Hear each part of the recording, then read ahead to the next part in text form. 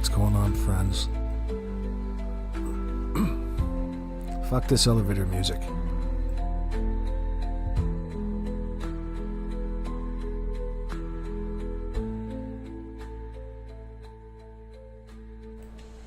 What's up? Oh my god. Welcome back, friends. Oh my god.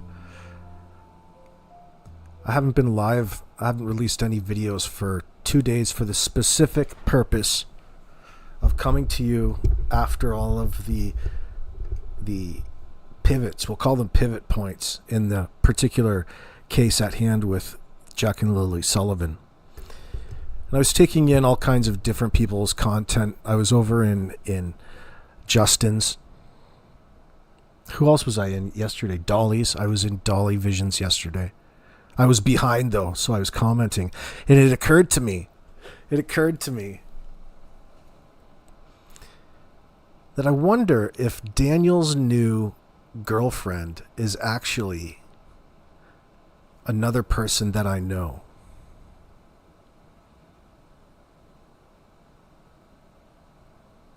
And I know that there might be a technicality along the way.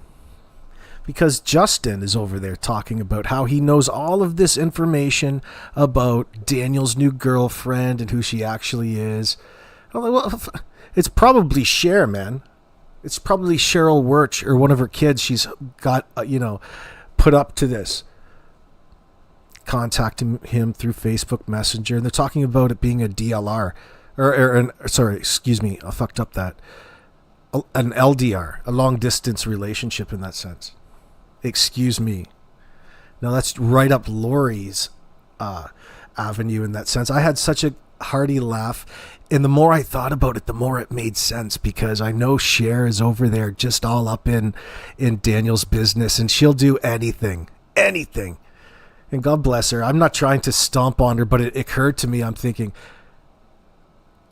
for all Daniel knows, it's probably Cher or somebody Cher put up to it. And it sounds like, I don't have all of my facts in a row, but from what I hear, and I'm not sure if it's just what I analyzed, you know how sometimes AI and Grok or something will have something wrong, and it's just something slight, but you notice it? Because there was talk about her being vulnerable, okay? Young and vulnerable and in Saskatchewan on a reserve. That's like right in my lap. I'm thinking that's right in Cher's lap as well. Out there with Prairie Boy or Prairie Ride or Prairie Dog in it. So we'll wait and see. I don't know exactly who she is. Haven't seen her. But she's real. I still haven't figured that out yet.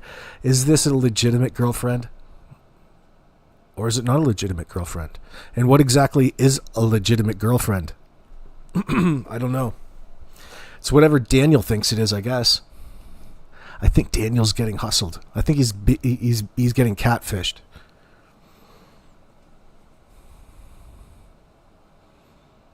So it's a bit of not a clickbait title, but we're going to be talking about all kinds of different things. Guys, the markets have been pumping so hard the last couple of days. I got so distracted. Oh my God, it was fantastic. Bitcoin's hitting all-time highs. Markets are really pumping. A lot of juicy price action in that sense. So I was preoccupied, and my sleep was altered a little bit because of how late I stayed up. I should have been staying up late making content, but I was really tied up. But a good kind of tied up. Lucy with a Y. Maybe Daniel received some pictures. I don't know. You guys spending some time over in Justin's. I'm not sure he was really leading on. He didn't want to spoil something. I have to go and refresh my memory. Maybe I should go pull that back. I've got a bunch of stuff in the background ready. Norbeaster, you bet the girlfriend is no different than the woman who catfish Watts for data gathering? You think it's an AI girlfriend? He's probably safe with her. Holy shit. But all of this stuff lines up. It lined up so perfectly with Cher. You know, maybe she's got a friend out there that she's put up to it. Hey, nasty. Jamie Williams, good to see you. Monkey Mind, you're saying not real, fake? Yeah. Well, it's all superficial in that sense, and God bless. She's talking all about how I got to go back to Justin's. That's where I'm getting it from. I'm pulling from my memory, guys. It was probably in Justin's stream when he was going through these messages, and she was talking all about how handsome and fantastic Daniel is. You know, he's got like a 6-pack abs, and he can bench press 200 pounds, and he's so sexy and all of this. It was just so much. Sounds like something Cher would say, but that's just something in my mind. Norbeaster, this is wild to me. 2 kids are missing, and he's smoozing a lady. Is he? He thinks he is. It's probably some guy named Bruce on the other end.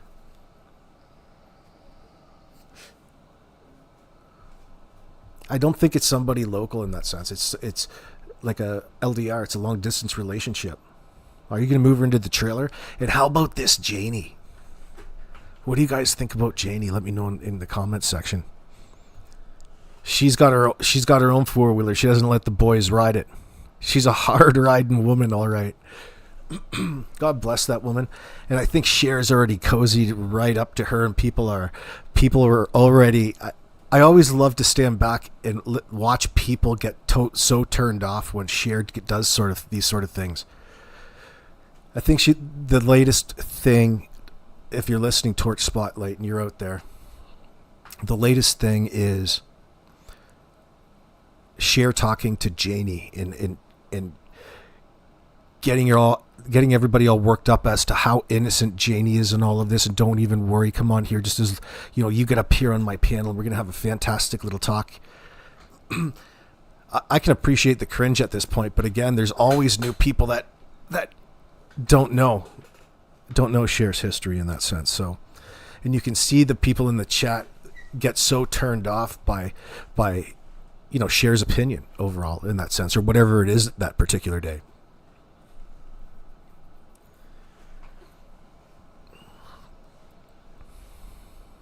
Bruce O'Grady. Oh, Jamie and he fake crying. Janie and he fake crying. She was hammered on air. How do you get hammered on air? Hammered on air. Excuse me. Fuck, there's what do you call that? I was thinking she was getting screwed up, like fucked up on something. Hammered on air. Hammered on over the airwaves. I get it. I take like that when I used to be hammered. Oh, she doesn't seem like much of a people person in that sense. God bless her. She's going to do up the chickens. Do up those chickens right now. That can mean a number of things. It means so many different things. He can do them up. Depends what stage. Probably a scam, but could be a woman who engages in Hybristophilia. Big word. Oh my God, David. Holy shit. Thank you very much, man. Is that what that is? Hold on. I'm not checking you. I gotta pull that up in the back. Oops. Hybristo. Okay, hold on. Hybristo.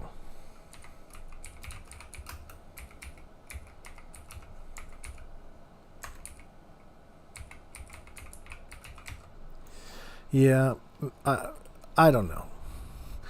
I'll just put that up back. I'll pull from that for a second, David. It could be. It could be Cher. It could just be Cher looking to get all kinds of key inside messages. Think about just the endless number of screenshots you could pull from if you were fake dating David or Daniel, excuse me.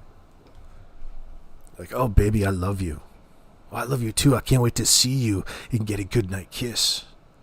So disturbing. So disgusting. Oh, you too. Good God. But I guess that's what you do, isn't it?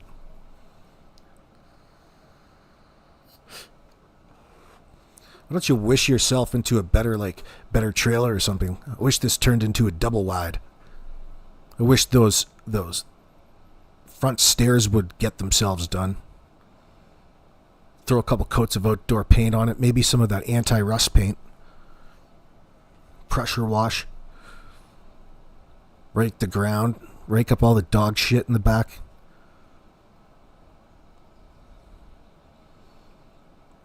It's so cockamamie to me when you take an overhead look of the property, how Daniel can be walking around fixing anything for his mother because everything's so fucking ragtag. It's not put together in a way that would reflect any sort of high school shop class at all, let alone a trade. It's a tweakers in paradise. It is Jamie Williams. You've got it right. I think guys are probably right on that. I don't know. Maybe, I mean, that's a simple answer. I mean, maybe Janie is not an addict, but she's just a simple type of individual. I wonder what her problem is. I wonder why she's so angry. She seems like the sort of woman to take care of the dirty work, you know? Like, don't worry. Mom will fix that. She'll do that. Four-wheelers are not silent. The fact that these guys have such a bullshit cockamamie story, and it's being told so many different ways, it's not simple. It's not easy. It doesn't even make sense. And what does Judge Judy all tell you people in chat? Of course. There's too many lies at hand. These guys will be denying doing anything wrong right up until court. You'll have to get them in a chair. You'll have to get them in a corner in order to get them to admit to any sort of wrongdoing that particular day.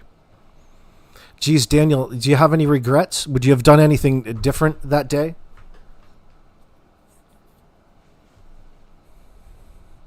I went on watching some of this. I shouldn't even get started watching those, but the Law and Crime channel. Now I can't get these things like mothers who suffocate their 3 children, and you wouldn't believe how sadly common that violence towards their own children under the influence of these substances that they themselves admit to, they deny being on. That was 6 months ago. Fuck, you just admitted to me that, yeah, meth is a risk because you introduced it to the situation. You admitted to doing it 6 months ago. Well, you probably did it again since then. But I'm supposed to believe you now? All of a sudden that you don't do that anymore? Bullshit. You're trying to simplify it in the wrong way. You admitted, yeah, I did it. I haven't touched it in 6 months, Daniel says, allegedly. I'm not so sure about that. That they introduced all of the substances to the particular home. They want to mix and mess with your mind, as you do, as you would expect that. With the writings on the wall. I mean, which one of these, this is like something right of a horror movie, in my opinion. Which one of these individuals did the dirty deed? We've got 3 people on that property that could have possibly brought harm towards those kids, the more that we get to know them. They're all covering for one another. Now let's go back to Belinda Gray. She already, knows and feels a lot of the stuff that we're getting to learn. Not that she's like a wealth of any information, but she feels the worst case scenario happened to the kids, which would be death.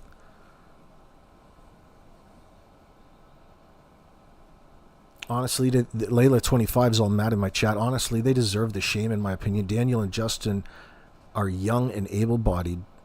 Janie is only 60, not too old to clean. Well, what is clean to you? She lets chickens run around her house. She's got chickens running in and out of the house all day.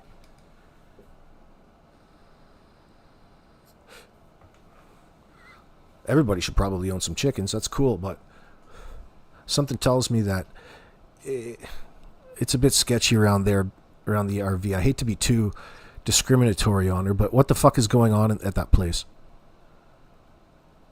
You should have raised those kids a little better. They could have built you a house. You've got the property there for it. You own the property. Why wouldn't you damn well build on it? But yet you sit in this 35-foot goddamn RV talking about your shovel and you're raking over some gravel with it because you're going to put in a pool. Bullshit, bitch. How about a little paint for the outside of the steel there, the rusty steel, and dress this place up a little bit? Putting in a pool, my ass. Perfect place to bury a bunch of bodies, I would guess. Poured concrete.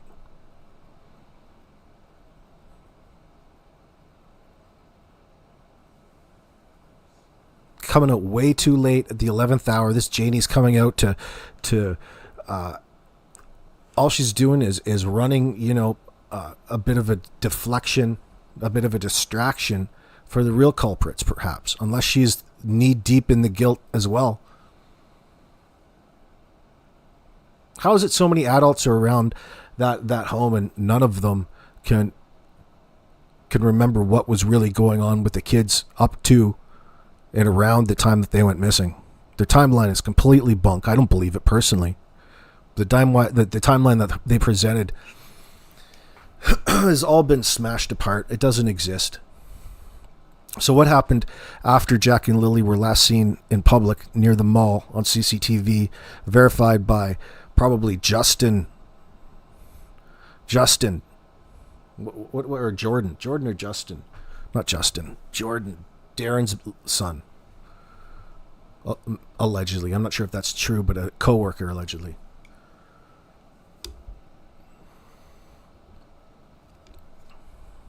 Annabelle says, I believe what most of Janie said, except not sure she heard the kids that morning. Maybe she talked herself into thinking she heard them. Yeah, I'm not so sure about any of that account, Annabelle. I haven't gotten personally listened to it, just listened to what people pointed out over it. I do, however, like the RCMP's release this morning because it indicates that they're considering some certain avenues.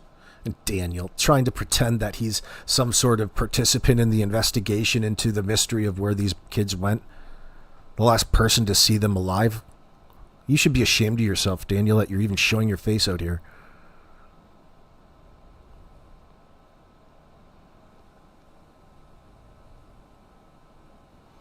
Monkey Mind, what did the RCMP say today?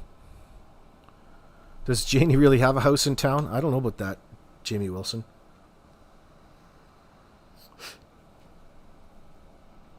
She just comes out there for a little peace and quiet.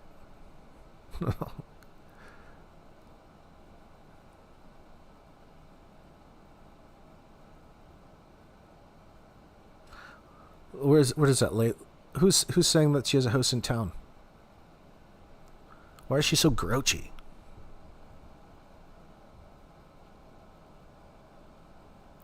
Yeah, this trailer and property were inherited from her father. I assume she doesn't stay there in winter. It's impossible. She's got a wood-burning stove in front there. What are you talking about? It's probably hot in hell there. Personally, it'd probably be a better ice fishing hut. Bore some holes in the floor. Drive it on out to the ice. You fuck in a 35-foot RV that you got a wood-burning stove. That bad boy will get pretty hot. Burn a few twigs in there.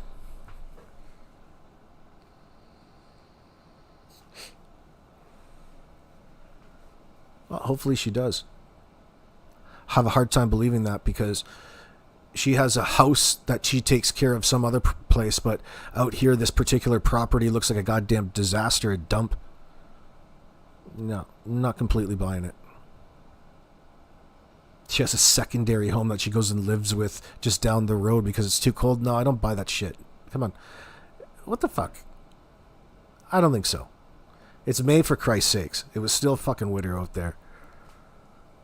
Oh,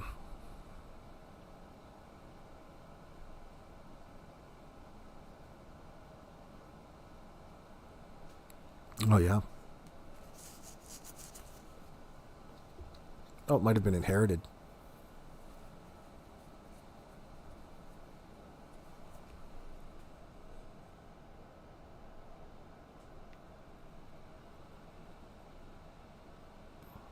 Tammy Burke suggesting that Janie's protecting her son, no doubt about it, in your speculation.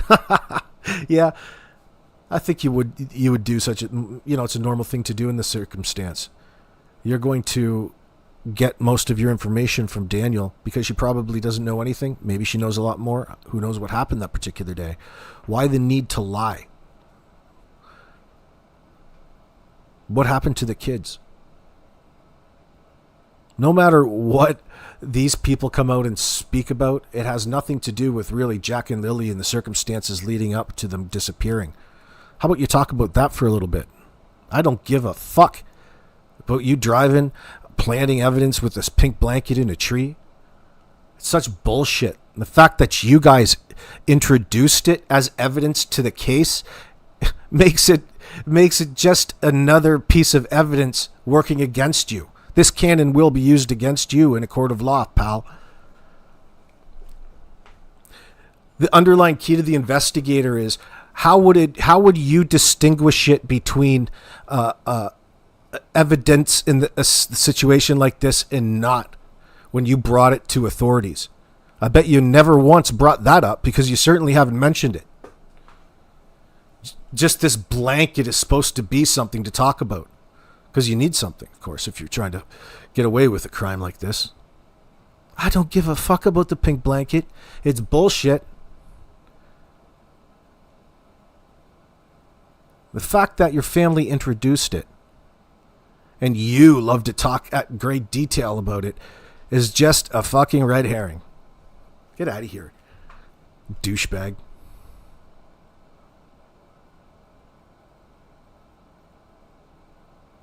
Oh, fuck, missing P&W crimes. Yeah. Yeah, the more you look into that red blanket, there's all these 911 dispatch calls, not the dispatch 911, but the communications, the recorded communications between the searchers, the RCMP, talking about this particular blanket. You could even hear it in their voices. Well, how do you know that it would have something to do with the case? Out of all the garbage and shit that flies in a bush, especially from a dump like that, why would a little piece of a pink blanket be evidence other than it was found beside the four-wheeler trail where douchebag planted it? You guys were all out on your four-wheelers searching for the kids? That's the story you're going to go with? Is that what you call that? Searching, stashing bodies? I don't buy it. You're searching one fucking bit. If you searched for the kids, you would have found the kids. Anything else is dumping a body.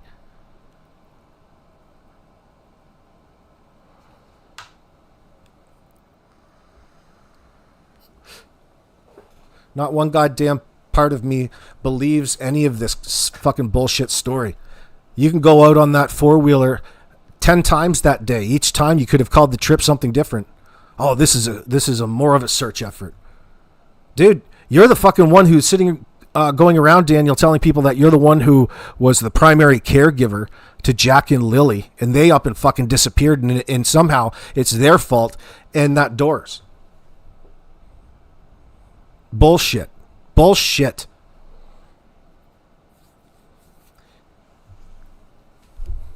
So they were just in your sight, and now they're not just in your sight.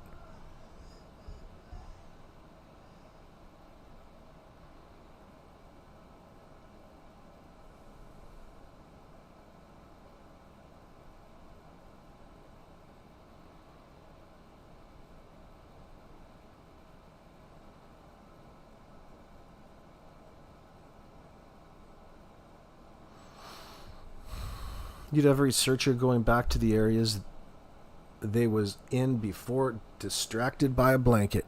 Well, I don't think the searchers were distracted by a blanket necessarily.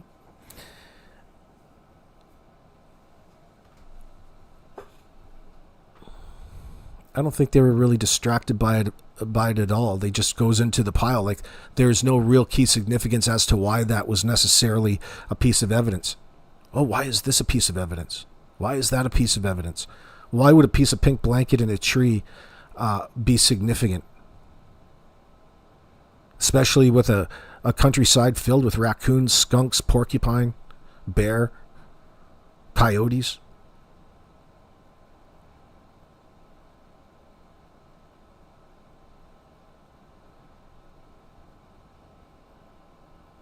Still wondering where the cadaver dogs are?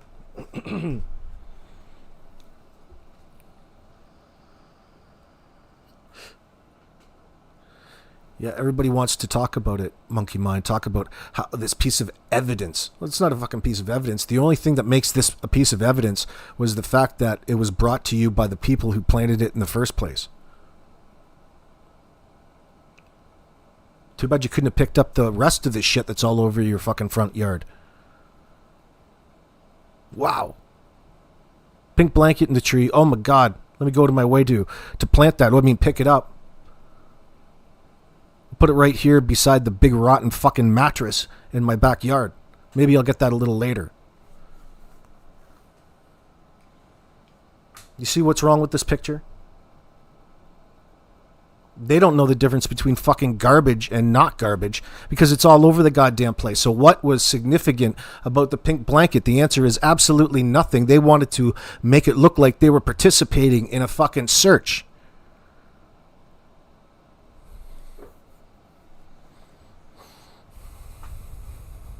The same search that Daniel goes on to talk about not being,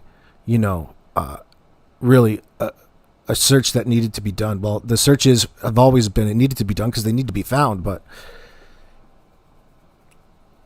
Daniel says the story about the kids walking to the woods are bullshit. And it's all Malaya's problem. And she left that particular afternoon after they both corroborated and committed a felony. And continued to conspire to cover that up to this very day. So Monkey Mind, so much hate going on between channels. Is there hate going on between channels? I'm getting sick of it. No, excuse me. I'm getting sick of it not talking about this channel. People getting muted, thrown under the bus, and the hatred is beyond disgusting. Oh, girl, talk to me, girl. What's going on? What's going on, Chris? Where's all the hate coming from? Wait till you see it. Wait till you see it when Cher gets involved with the family, especially Janie. She's working it in the background. That'll really start grinding up the hate.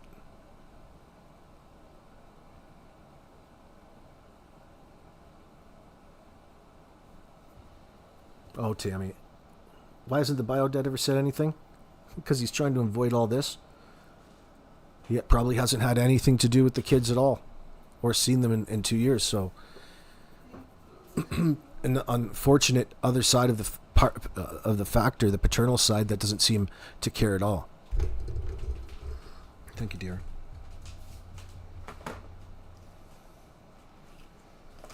He's got Belinda to do the caring. But they're not associated with the kids.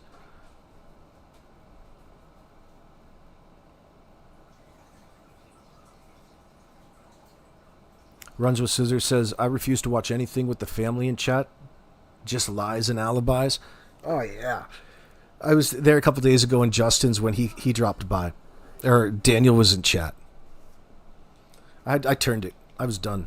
I could only take a little amount of him bullshitting in chat. Disrupting. Bitch, you're fucking guilty. Asshole, you're guilty of something. We need to figure it out, and you're actively covering it up. I don't give a shit who fucking believes that. The only answer to you acting the way that you are, son, is that you're actively tweaking and covering up your immediate family's dirty business. Those kids weren't taken anywhere else. They weren't trafficked elsewhere. Either one of you two son of a bitches murdered them, or one of you four.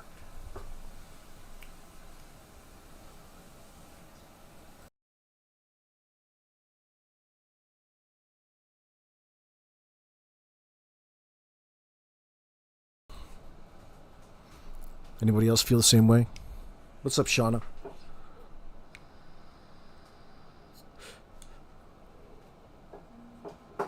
Daniel was in chat. Always popping up in everybody's chat. He's popping up in everybody's chat. Oh, because it's you obviously who aren't understanding his messages clearly enough. That's because you're not saying anything. Oh no. Let me straighten out your misunderstanding about who and how and why exactly we drive our four-wheelers around like this. Gives a fucking shit. Nobody cares about you fucking searching. Everybody cares about what it is that you did.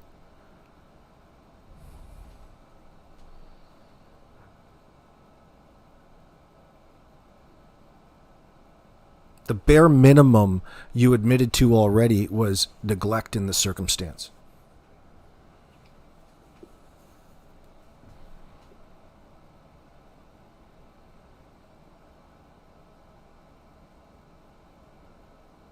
Rogue, you think he'd make $1 million? I doubt it. There's always a catch to ratting out. A lot of people suspecting him of cooking up,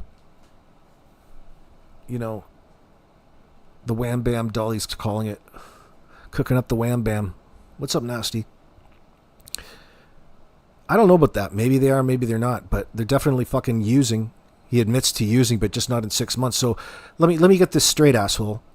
You were getting all fucked up and you're getting all your fix and doing your thing. Well, Malaya's pregnant. What sort of habit and lifestyle is this that you're leading, that you're procreating with her, and you've got her living in your tricked out tweaker fucking camper? And who the fuck is Janie? Fuck you, idiot. You're back there and you're not helping out at all. Well, there's a fucking mattress on the back on the fucking ground. What's going on with that? It's all kinds of furnishings saturated with ticks and lice hanging out. What's going on with that? This Janie's something else. For all you know, it's not like she's a very nice individual or very approachable or very articulate in that sense. I'm not trying to talk against her intelligence, but when it comes to the bare essentials of having any sort of motherly love or instinct, you certainly know that there is none in that tank.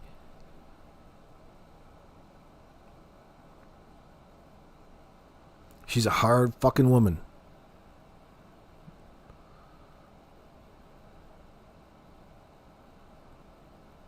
She's probably hunting for wild turkey out there with her hands. Cleans them. Pulverizes them, makes her own sausage, turkey sausage with them, I bet, with her hands. No knife.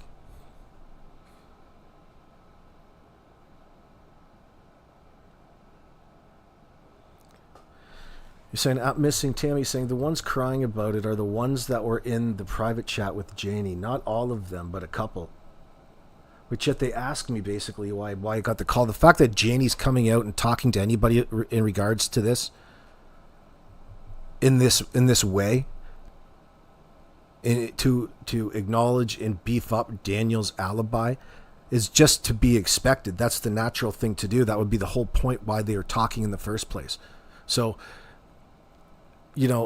in their situation, they're damned if they do, damned if they don't. But in this particular scenario overall, they had a choice with what they came out and talked about, and that prioritizes themselves over the children.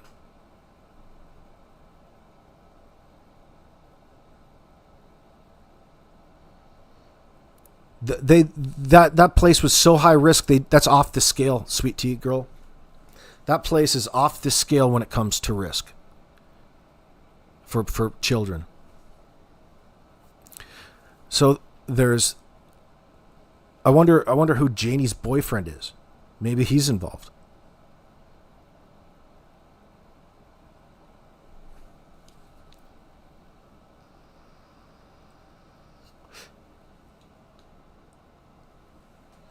each one of them prioritizes the other person's innocence way before there's any sort of conversation about the children at all.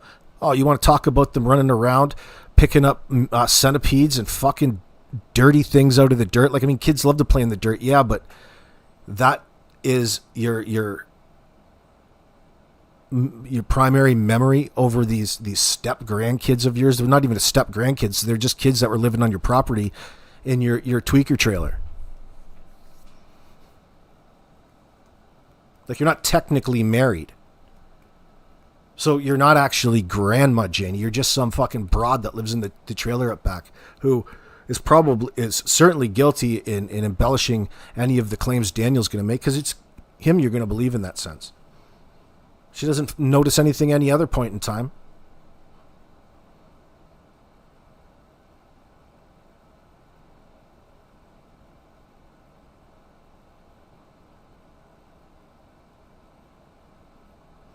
Sitting in the back chat, private chat. Yeah. You'd be scared to step on that property, Bonnie Gale. Why is that? Because you know that how questionable the people who live there are.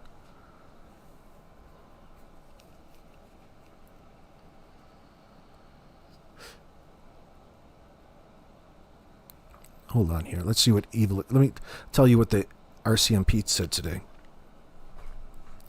So they say, right now, there are more than 800 tasks associated to this investigation, says Sergeant Rob McMahon, officer in charge. He's the acting officer in charge.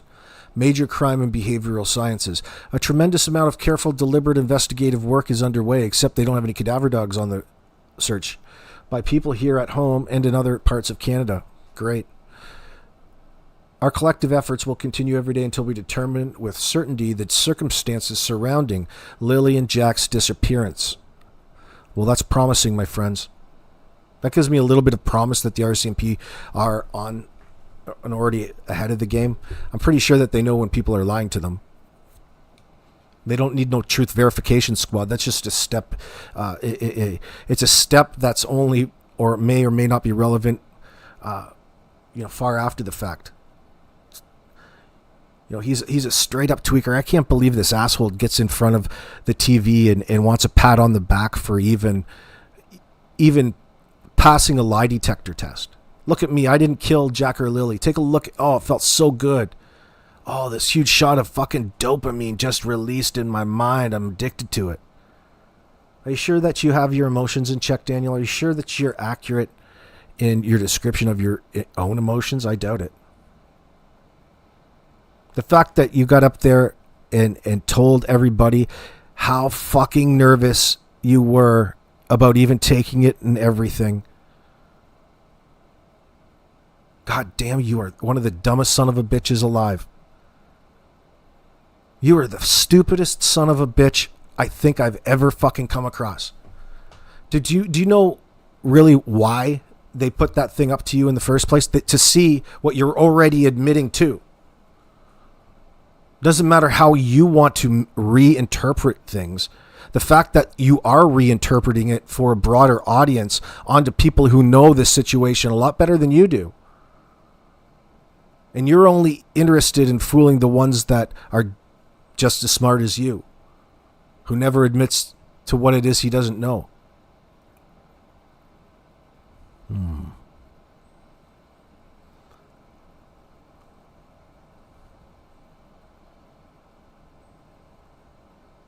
I have no idea how they survived so long without a washer. I was doing laundry every day with a baby. Oh, fuck. You don't have a washer? Who doesn't have a washer? They probably stink. Fucking disgusting. What is this, like Victorian times? It's like, when that trailer first was released, it was probably, state of the art. Now look at it. Periodic maintenance.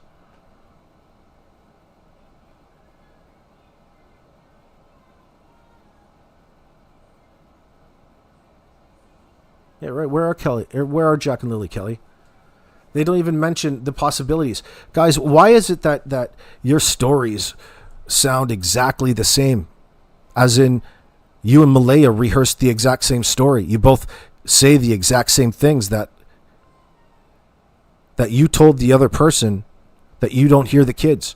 And by the way, wouldn't it be you, was it asked or told, or it's so convoluted. It's so out there. Now, when you get and have a real traumatic scenario like it would be that your kids just disappeared, you'd think that you would be remembering back to each minute of every hour.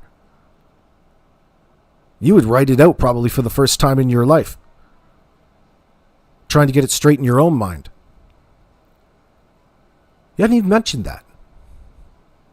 You just change your story along the way.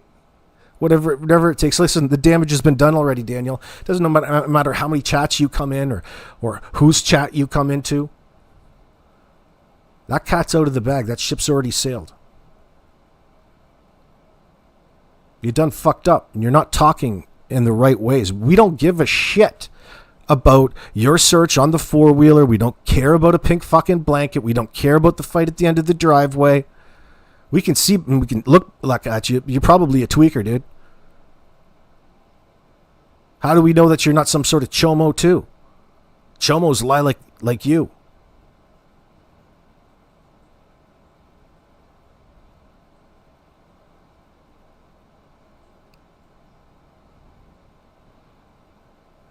You admitted to doing math, only just not in the last 6 months. My fucking bullshit, dude. Minimizing your culpability at every step of the way is somebody who knows and can see what it is that's coming. These comments about the sweaters, because you can see when the crime scene develops and they finally find Jackie and Lily probably wrapped in these two sweaters, that it's just going to be Malaya and not you, the person who keeps changing their story at this point in time. You're not a very good criminal, son. First of all, you can't keep your mouth shut. And you can't control yourself. Probably significant reasons as to why Jackie and Lily are missing at this point in time. Like what sort of self-accountability have you held yourself to? Like maybe locking the door next time? None of that story even fucking happened though. So how are you going to have anybody say anything different or have Janie talk about it was her dog that heard the kids that morning, as opposed to a dog who saw a little fawn or a doe or a buck run through the back bush, or the chicken squawked the wrong way, or a bird land, or a branch hit the fucking trailer. Maybe the wind blew over some of the rusty old shit in the front fucking yard and it made a noise. How is it you, Janie, can discern the difference between these things? You can't. So either your dog saw the kids, your dog verified the kids. Aren't you? How would you know if you didn't verify that for the dog? How did you validate that? Did the dog write it in the fucking register?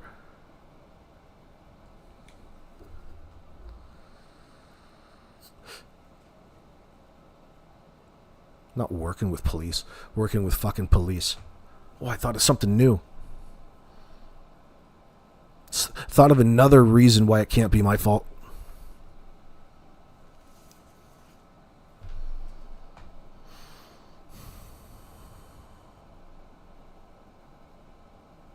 Jamie Williams, all you care about is where the hell are Jack and Lily and what happened to them. Well, I don't want to talk at all about the circumstances surrounding their disappearance. This disappearance that Daniel says isn't actually a disappearance in the first place. Oh, that Malaya, she had us all thinking that the kids were out in the woods.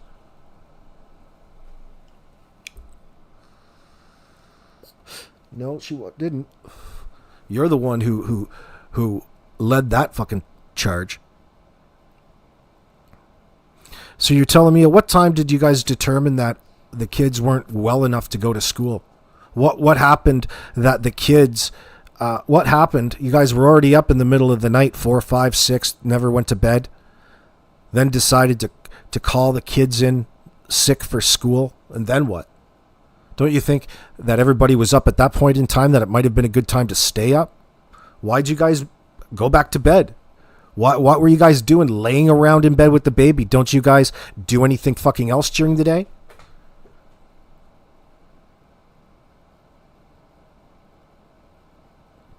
Have a good one, Jen. What the hell is going on? None of that makes sense.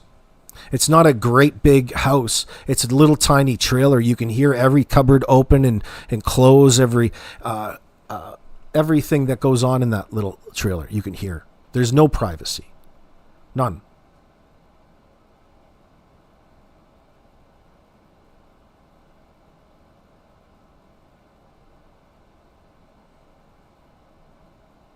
So the fact that you want to pretend to be sleeping, you guys were pretending to be sleeping at what, during what time? Sometime between 4 a.m. and when you called 10 a.m., when you called 911, reported the kids missing. So it seemed to me the hours in between, like the hours that you just indicated, all was well, come with 4 different timestamps stating that the kids were up, but you weren't fucking up. Isn't that convenient? I have a hard time believing that. Yeah, that's like the dog ate my homework, all right. Anytime anything wrong goes on, I'm sleeping, by the way. I didn't do it. It wasn't me. Listen, bullshit. That's such bullshit, because you guys were up and dealing with everything, and the baby would have been up.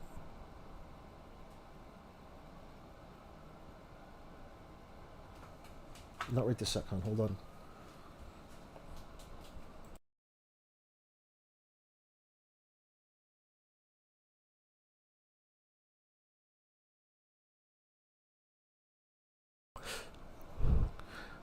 But the RCMP talk about they have 800 tasks associated to this investigation. Now, hold on, because I want to take this. I want to go over to Justin's stream here. What is it? Clutch Them Pearls is this channel.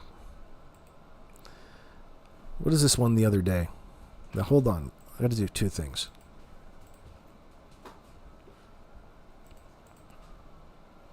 I had this all ready to go, and I got busy. So, Daniel Martel's statement.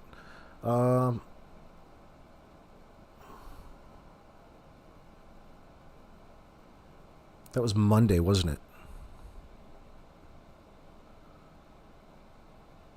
Let's go back up here.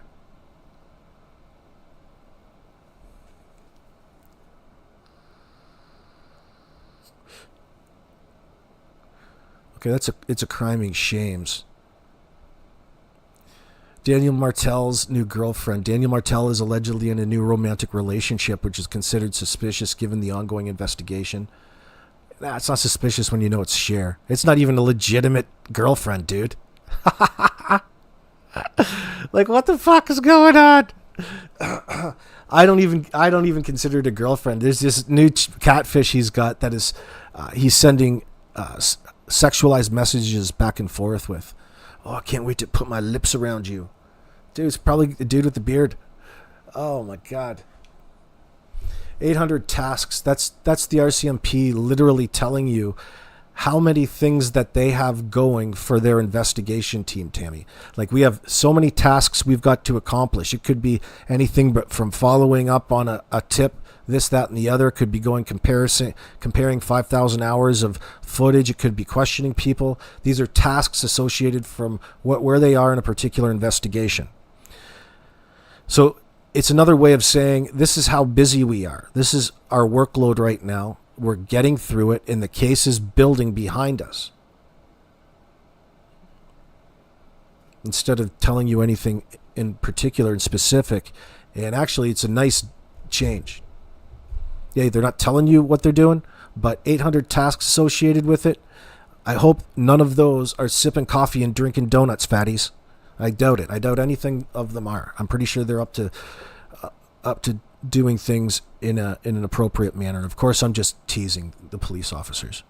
Doing a fine job, I'm sure.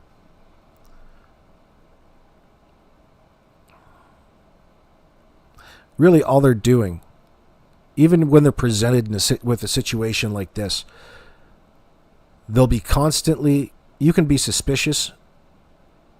It doesn't mean you can go throw the cuffs on them, or it would be very wise of you at that point in time, because that kind of dictates where the case goes. You need the facts to develop to a certain degree of certainty before you move. And God, believe me, it depends what you're talking about here. Because there's the report that Malaya made to the RCMP about the kids wandering off into the bush, and then there's what really happened. There's two things in parallel working. So you can speak to one, which is really, in my opinion, just a bunch of nonsense, because the actual story is completely bunk. But they still have to speak on it and talk to them as though it's an ongoing missing persons investigation in that sense. Listen, any fucking person can see that something wrong, these foul play occurred here, is the best term for it in this circumstance. That's going to direct the investigation. Doesn't matter how much lipstick old Daniel puts on that pig, she's still a pig.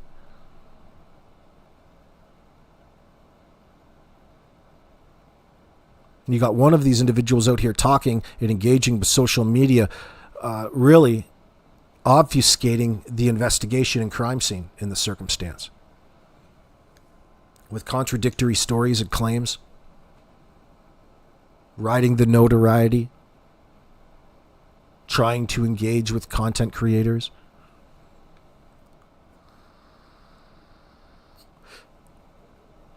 Who's Cher Truth? Cher is Daniel's new girlfriend, long-distance girlfriend from Saskatchewan.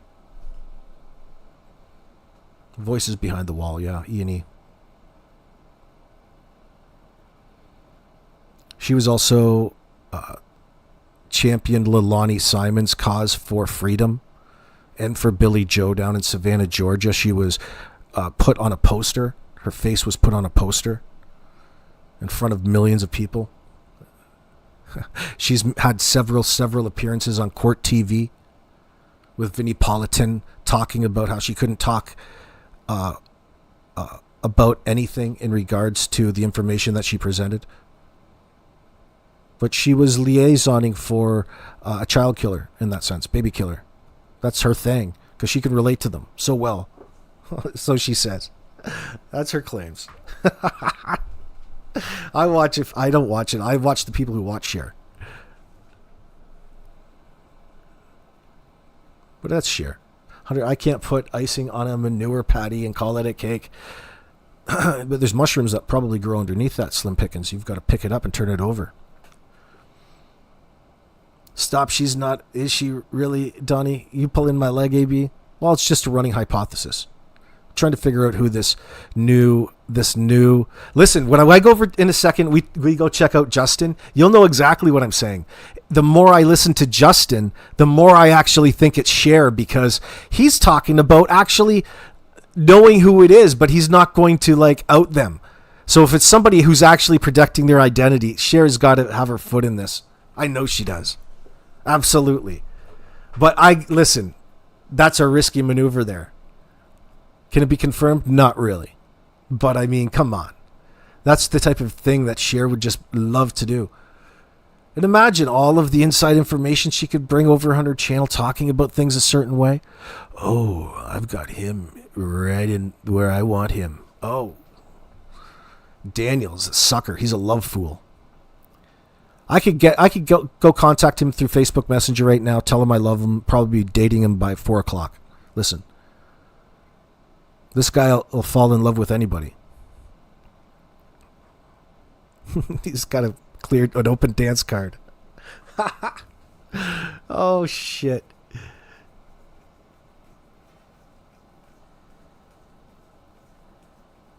You're not going back up, Shauna? What do you mean? Oh my God, I just watched her the other day for the first time, Shauna. Listen, I love it. I know. She's going to disappoint so many. She's like a pump and dump here on YouTube. She gets all of these new people and then just pisses off like 70% of them. And then all the buzz is how fucking ridiculous Cher is in a circumstance as it develops. I'm thinking that's coming soon as well. But I'm now that it's not my first rodeo with her, I already know that's coming, so it's not as bad. Like, I mean, she purposefully does it. So, I mean, on the surface, you think that you're so offended, but she's got a reason behind it because it's the only way that it's just a really cheap way to get clicks and views in that sense. Listen, to her, it'll be a different thing. It'll be something else. It'll be a different perspective. And I mean, well, I'm glad Cher's doing it. You know, who am I to critique it? I wouldn't do it. I'm the opposite type of individual, the complete opposite. Like, first, Cher has to recognize that the situation isn't legitimate. Then her next goal is to get an in with somebody, like an in, like Daniel wants people to believe he's got an in with the RCMP. No, people get an in with you, Daniel. Trust me, you guys are the fucking guilty parties here, and nobody believes you're innocent.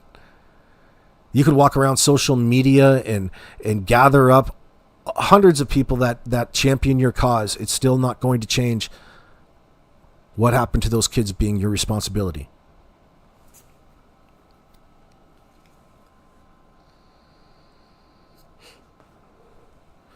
Why'd you cry on camera, Daniel? Why'd you cry on camera like a bitch? Was it because Malaya left you? Or was it because Jack and Lily were missing? Or is it because you're tweaking out and you're emotional and you're trying to express that to a greater audience? But what was the reason for that? Perhaps you could fill us in. These are questions nobody seems to ask you. Or was it everything? Was it everything combined into one? Is that what you're going to say? No such thing. We gotta have to compartmentalize those.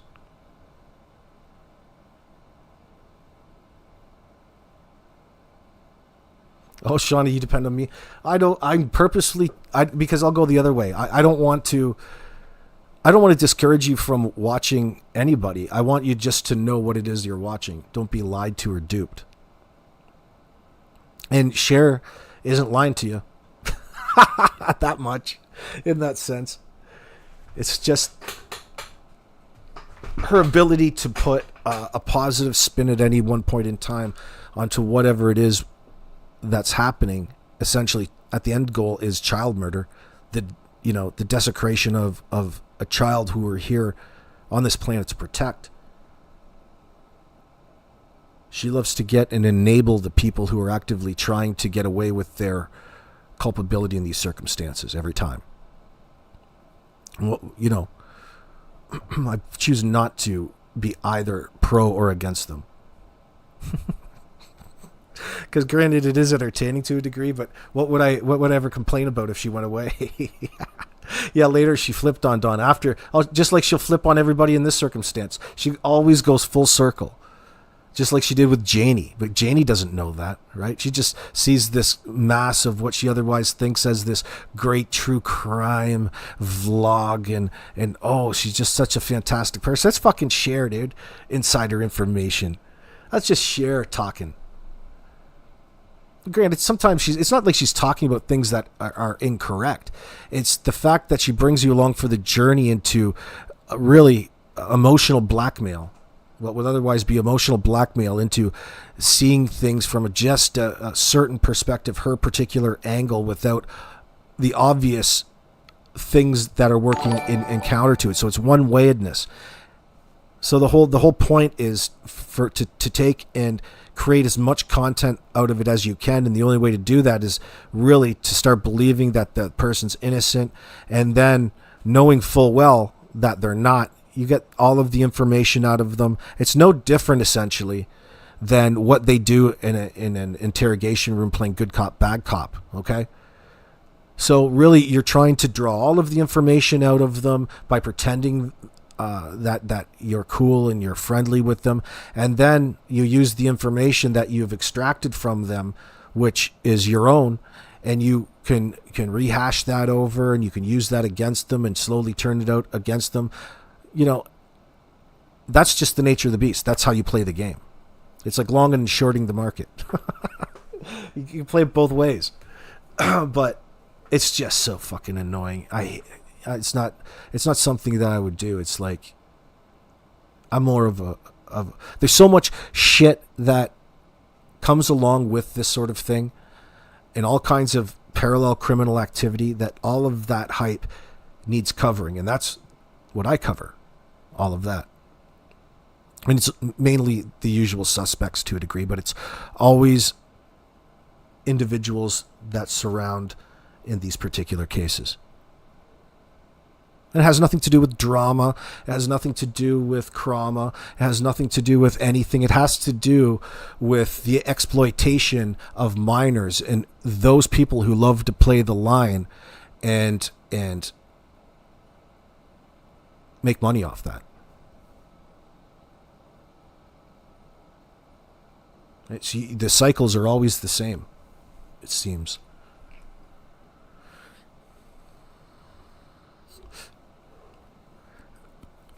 But at the very bare bones of it, she's not technically doing anything wrong. Right? It's just questionable sometimes.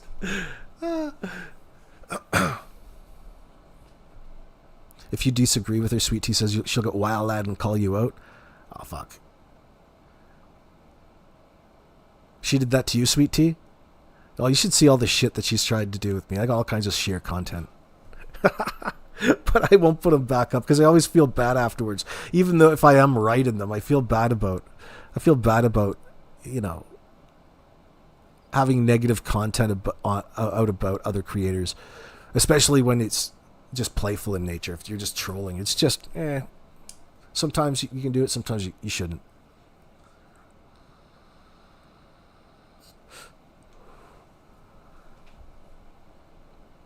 Oh yeah, I want to know, Monkey Mind, who this girlfriend is.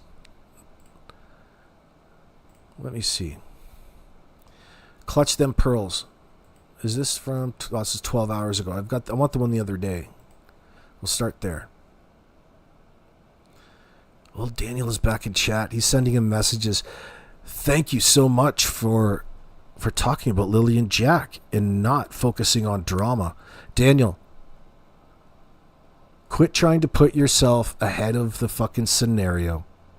You're disrupting these streams. You're disrupting Justin's stream by even going in there. Let me see. Excuse me. Here we go. This is the one I was in the other night. Hello, everyone. This is Daniel Martel entered my chat live. When he said what he said about Lilly and Jack case shocked everybody. Little clickbaity on the title there. It didn't shock anybody. But it was interesting nonetheless. Let me see here.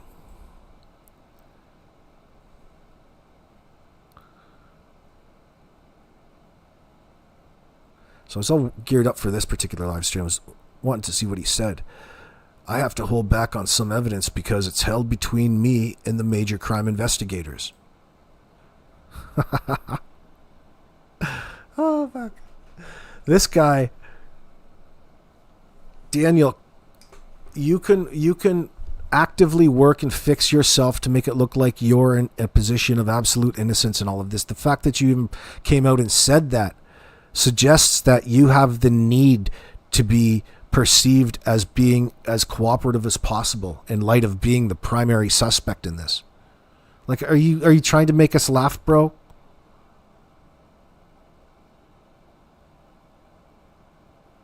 Bro. What?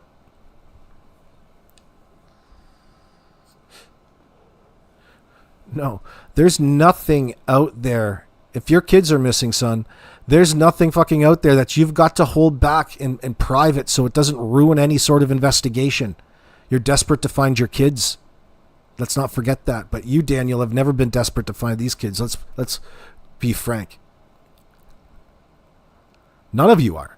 Isn't that bizarre? Yeah, it is. It was bizarre the first fucking day too. It doesn't matter how far or wild. You think these are, dude, these are a 4 and 6 year old, okay, son? They're a 4 and 6 year old kid. You didn't need to get on the four-wheelers and go searching. The fact that you went through that was all just to placate and all just to put on this little facade for the search team. I want to be, and I want to know, first contact with the responding officer. I wish I had that video like they do with Chris Watts. Can you even wait? I can't wait till that comes out. Barely even wait. I can't wait till the responding officer. I want to see how you guys approached this. It's all fine to come out after the fact and have your idiot family members come out and say how right you were to fix your alibi. That's such bullshit. Your alibi is bullshit. Your story is bullshit. That's not me just simplifying. It really is bullshit. So you should be able to go to great lengths to describe the circumstances leading up and around, and all you can come up with was being negligent. It's never a good sign when you're admitting to negligence first thing. We know you're guilty. We know you did something. You know we know.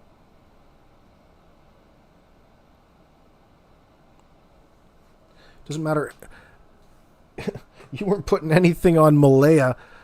You weren't putting anything on Malaya.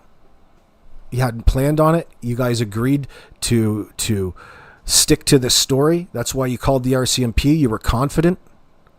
And this was the story. They walked into the woods. We're going to put the blame back onto the victims. We're going to put them onto the kids because it's the kids' fault that they were up, that I called them in sick for school. Your order of operations are just so fucking backwards here. I have to give you a 0 out of 10. Bed mass.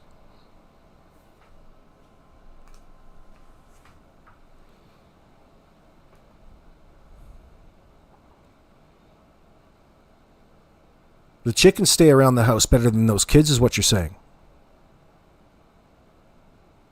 1, 2, 3, 4 people, 4 adults on the property, and the kids still walked into the woods, never to be seen again. It ain't that thick. The kids were made to disappear, son.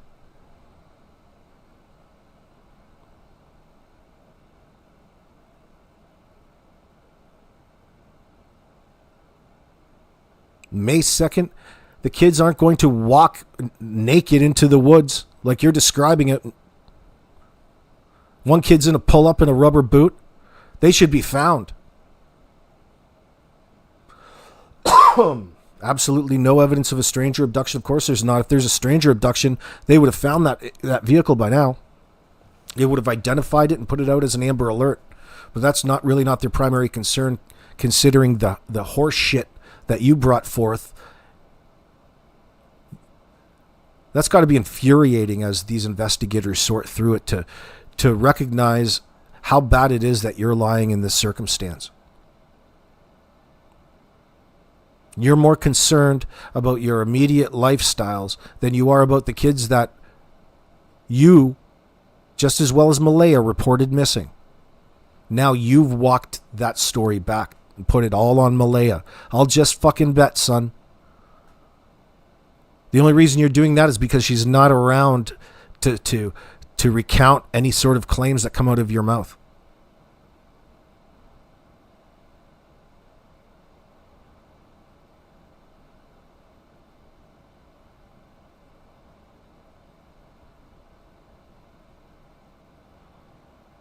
Not by CTV, on CCTV, closed camera. Let's say 4 p.m. or so. She calls them in sick for school at 6 a.m. the next morning. That's 14 hours. So at 14 hours, you're right, Bonnie Gale. The 14 hours is up in question. Whatever happened after they were saw, it would be nice to know. It's amazing that Daniel wouldn't even tell you. This is like a Major Trezell and Jacqueline West situation. Hey, asshole. Do you know that this is supposed to be a missing child investigation?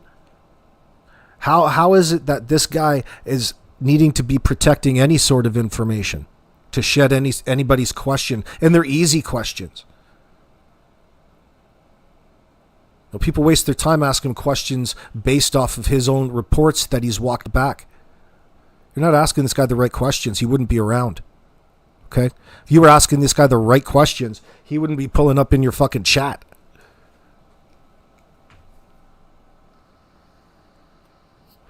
Look, son, this motherfucker doesn't play ball.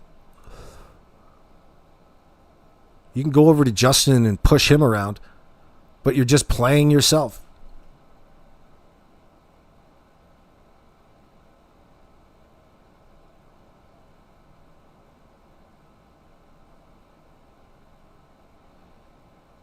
I'm going to revert back and acknowledge this ridiculous pink blanket.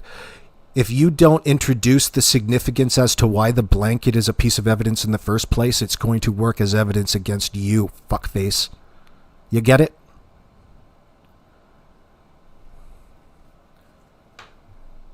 Well, Janie didn't really raise a smart one, that's for sure.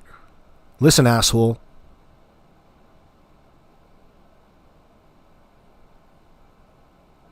Walking around in people's chats talking about how it was that you called the police. I'm the one who called the police and called this in as a piece of evidence. Hey, asshole. What's the significance? What makes it evidence? What makes it evidence?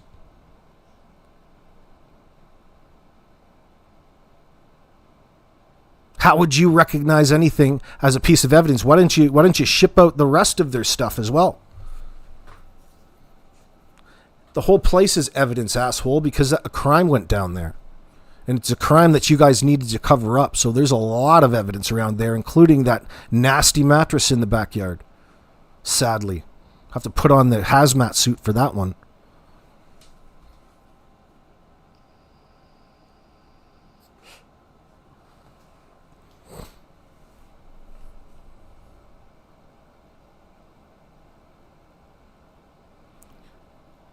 What do you mean, Tammy Burke? Well, you're wondering why people there aren't demanding this.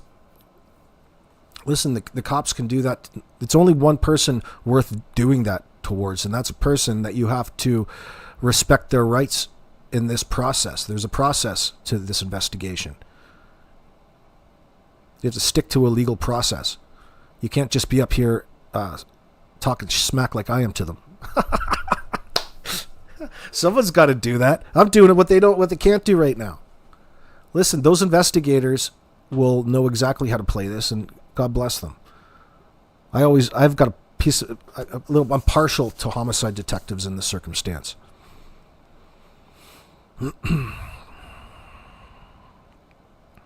They don't buy this shit for a second.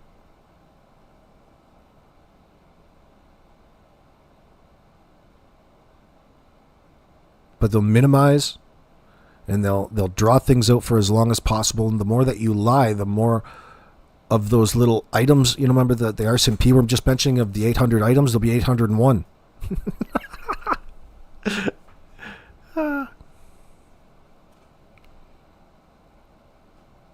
Because his family found it. Come on, AB. Lucan Bays, what does that mean? What do you mean? The fact that his own family went and found it made it even more suspicious. How would they know it's significant to anything? No, the point to all of that is that negates the point to the thing in the first place is the lack of identification of what makes it significant. What is it you're insinuating? What is it you're trying to say? That the kids somehow got the blanket that was put in the garbage and ripped it out and put it in the tree as opposed to an animal or anything else, and that's supposed to be evidence to them walking away into the bush or even being there in the first place? Absolutely no context given along with it, therefore it's bullshit. Unless there's bloodstains on it. Was it a blanket that was used in an act of some sort?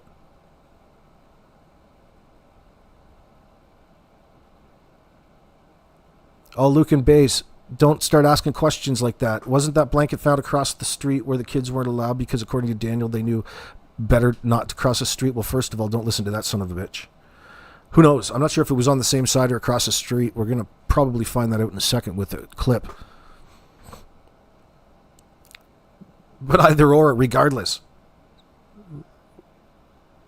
it's not a...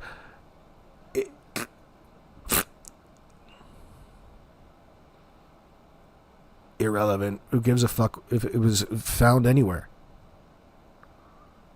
Now, it'd be different if it went if that matching blanket showed up at Akwesasne Reserve in New York. That would be a strong indicator that the kids moved there, as opposed to 100 feet away and in the bush and on the tree. Well within walking distance of the ATV trail, where Daniel was so busy. There's never a good answer. Okay, when you're in the sheer panic looking for your kid and you're the one responsible, there's never a good answer, because there's a problem that comes up. Which way do you start first? Where do you go first? They're not here, they're not there, they're not there, they're not here.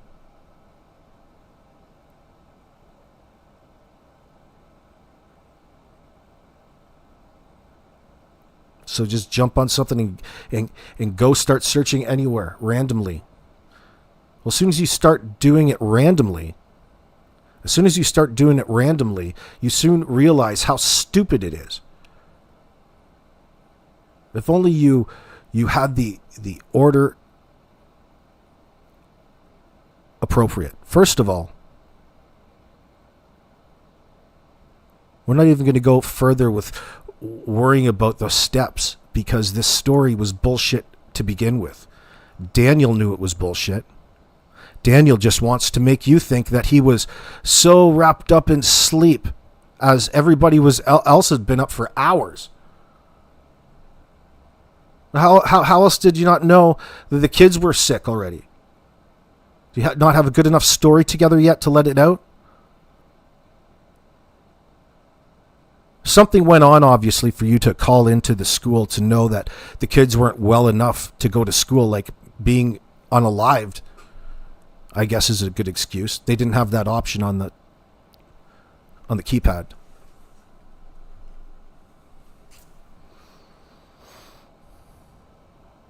Yeah, Ginger Girl's mom, that's a good point too. Possible obstruction if the blanket was placed in an active search site, in your opinion. Well, going back in hindsight, absolutely, you've got a point, because it's not, as admitted by, it's not a legitimate search, a legitimate situation in that sense. It should have been treated like an active crime scene, the entire fucking place. And old Daniel wants to slip back and forth between these two pretend spaces. Well, it's either or, sunshine. It can't be just an open mystery and you have no idea what happened. No, it's either or, you son of a bitch.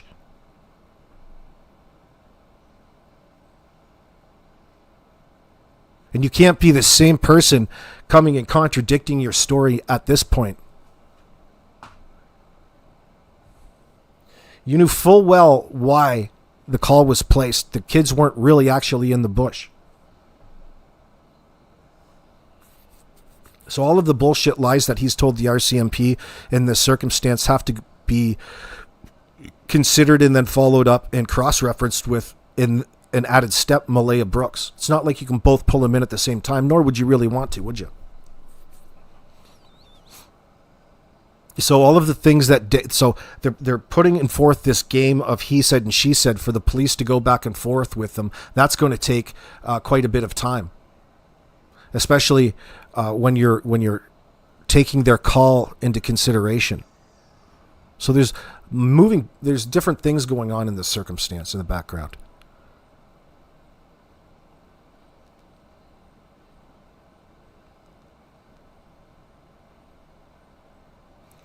Luke and Daniel lies and his entire family swears by it, and so does Dopey. Luke, and I think you're on the right track, man. He is a liar. Phoenix, good to see you. Why were the kids out late if they were sick? Good point. What were they doing? Janie said she said it was kind of late. What is kind of late to these folks? Yeah, it's only relevant to when you went to bed. When you're tweaking, that could have been Tuesday. Good day, Susan.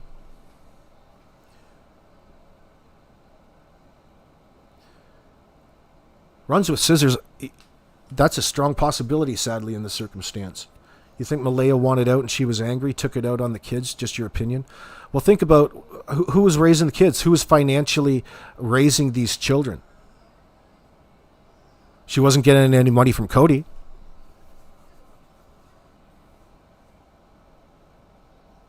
She's probably in a situation which she wanted to get out of.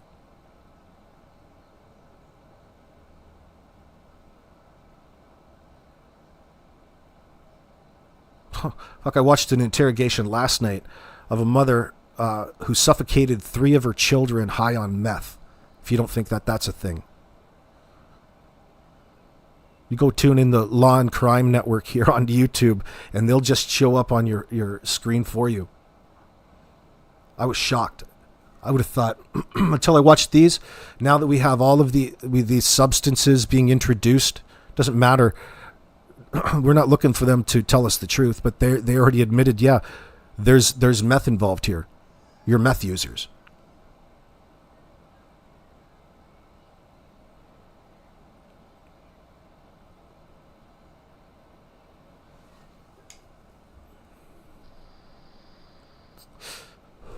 Right? It makes people nuts. It'll put you in such a state of mind in that moment. Who knows what these people are capable of in that circumstance? The risk factor just upped, and they want you to think that the kids just disappeared into the woods without a trace. You think this pink blanket is a trace of the kids? It's absolutely no trace of the kids. No, it's not. And they've got their family sitting there coming and releasing statements to different channels. Each one of them are scum. Pretending that they're all about Jack and Lilly. No, you're all about embellishing your friend's fucking alibi in the circumstance because, one, they're putting you on the spot.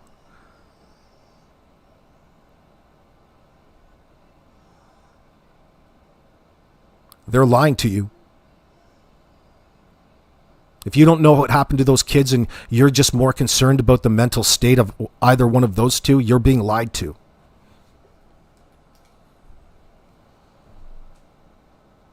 That's the time that you close your door and say, no. We say no to child killers. You're going to deal with this one yourself, honey. There's all these fucking simps around her to come and take her out of the situation and tell her how fantastic of a person that she is in this circumstance. No, she's going to rot in a fucking jail cell. And so is Daniel. Absolutely they will. Because it's finally going to come down to a situation where the cops have all of the answers, and the next steps after they have all the answers, like all of the lies that they're bringing forth, they have it at least straightened out to the point where they know that they're lied to, and it's either got to be this or that. Then they'll put the cuffs on you. Then they'll bring you into the station. Well, they'll get you in there, first of all, right after a CBC interview, hopefully. Sucker. Get you the CBC call you in for an in-studio interview again. Come on, get on the network TV. We'll make some fucking money off this fool. Then as you walk backstage, they'll cuff you. Like, really, who the fuck gets on the network television and tells them how proud they are of passing a lie detector test? As if it's supposed to be some sort of verification that you're no longer a suspect. That's insulting to the audience's intelligence. The fact that you believe that tells us just how desperate you are to have people believe the bullshit narrative that you're putting out, and that's disgusting. That tells me that you're a lot more culpable in bringing harm towards these kids than anybody else out here really recognizes, because their minds just don't go there. The fact that you're out here in a desperate attempt to make yourself look good. Oh my God, son, that's just the type of thing. What have we learned from chomos like Rex Fredrickson, for example? They're just the type of individuals to be out here telling you bullshit lies. It's all they do is lie, in fact. And I think that that's probably what Daniel is. Daniel's no stand-up guy. He's not a good dude. He's not a happening cool bro in that sense. Come on. You're a fucking idiot, pal. Okay, and the fact that you're out here getting notoriety off of these 2 goddamn kids missing, someone needs to put an ass kicking on you. And that'll come soon enough. playing fucking pretend like you're some sort of investigator trying to bring new ideas? Is that what you guys are calling it? So they're just all of a sudden reinventing the investigation, altering the meanings to what words actually are. You don't even know how much of a suspect you are, Daniel.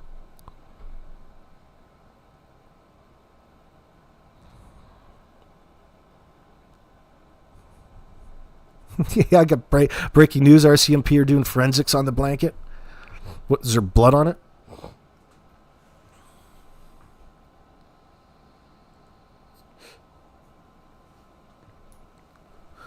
Give them something to talk about.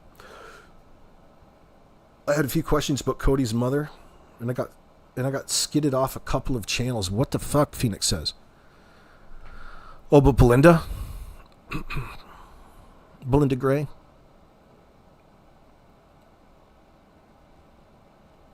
Trying to put a positive spin on child murder. You wouldn't even come anywhere close to a microphone or camera if you were in this situation, unless you had something to hide.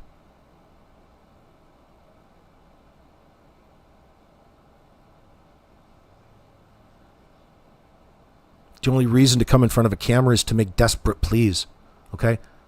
Not to make it look a certain way, not to make it look, Daniel, like you're the hero of the day, just in desperate attempt to try to get two kids that aren't really yours to begin with. Not really Janie's grandkids. She's not grandma, okay? So pretending she is a grandma of any sorts in this circumstance is not it. You come and move in kids to the fucking trailer, and you got a new grandma for them too. Wishful thinking in this circumstance. No, that's just Janie, the crazy chick that lives in the fucking trailer. Right? There's confusing times for the kids in this circumstance. You got an idiot Janie out there saying the best thing about the kids is that they're fucking rooted around in dirt and we're eating centipedes and ants and shit off the ground. That was a happy time you had with the kids?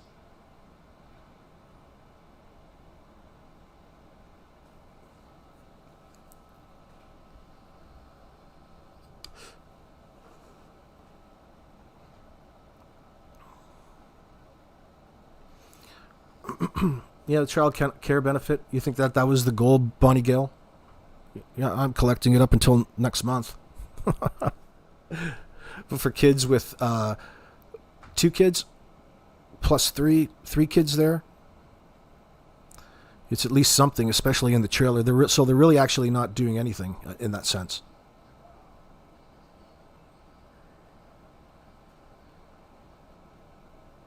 What's AFN is low enough?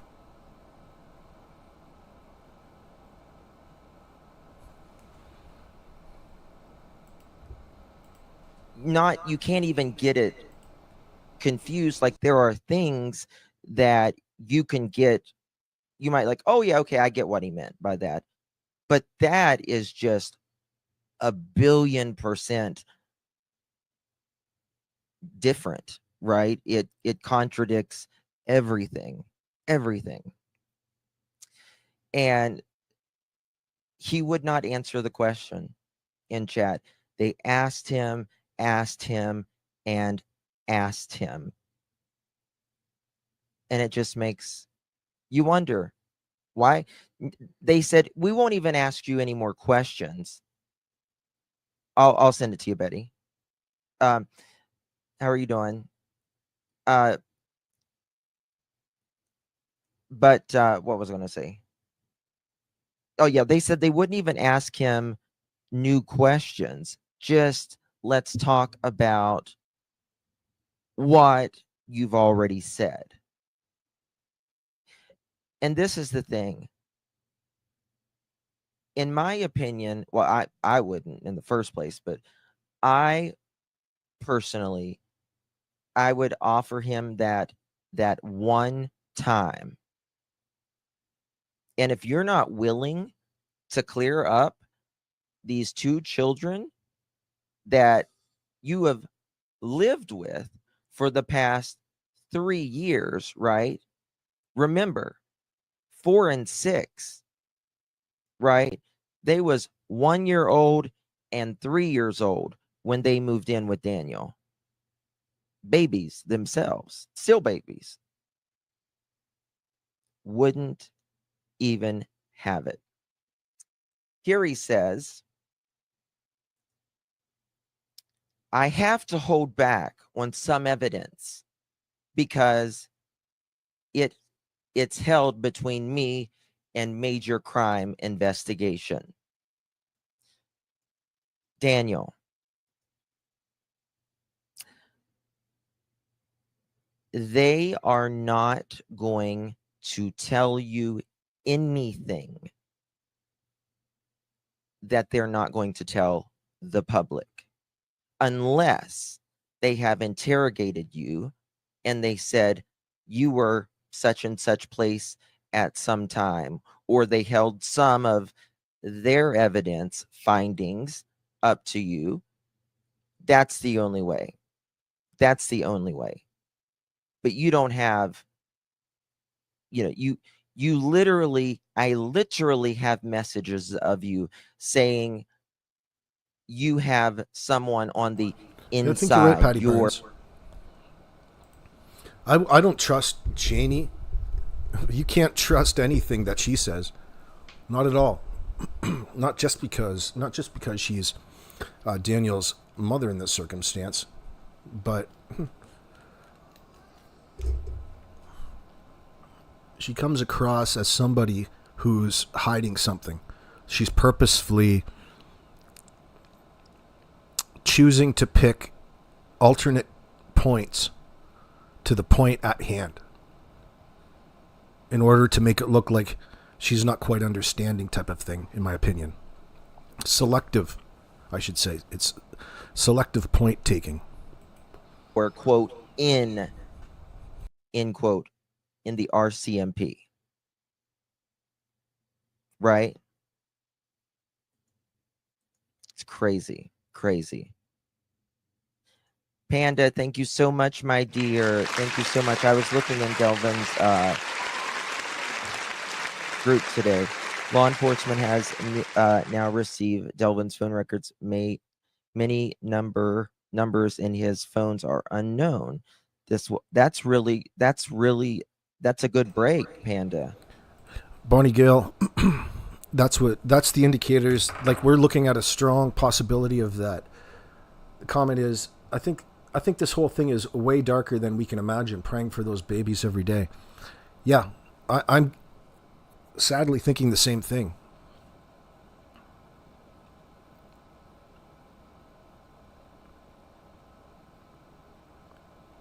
Now, by way darker, the possibilities are the fact that somebody under the influence in that household did something to bring harm towards the children. Aggravated. Okay?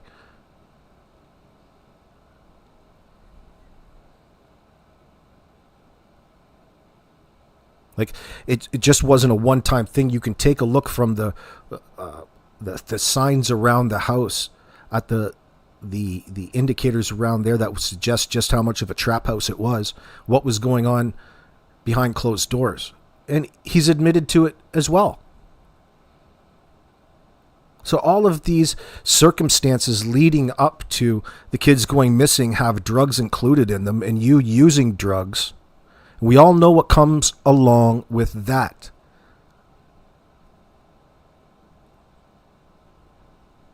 I'm suggesting either one of the parent or the people supposed to be their parents in the circumstance straight murdered them. And that would be one reason why they would be actively lying and having to call the RCMP as the kids just walked away. Or did it involve more than one?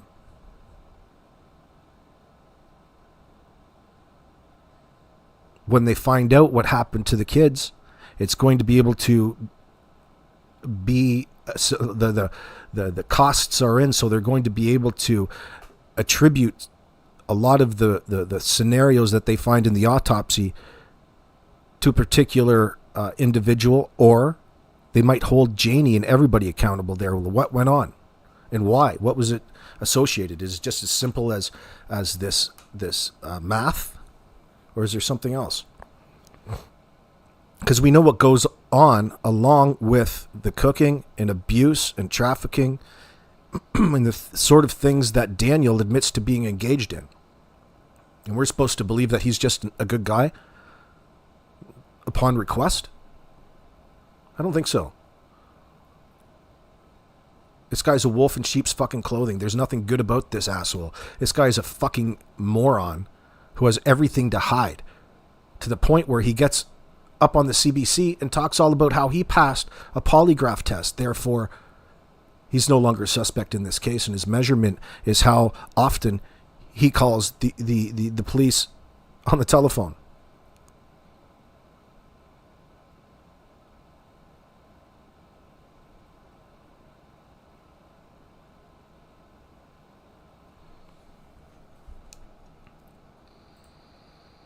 That's really good. Thank God for that. Hopefully, you might be getting somewhere now. Praise the Lord. Good, good. Thank you so much, Panda. Thank you so much for your... Lori Green, she's got a 20-year-old dog. How's that dog going to hear anything? Lori Green, Janie said she's had her dog for about 20 years, then trumpeted to change it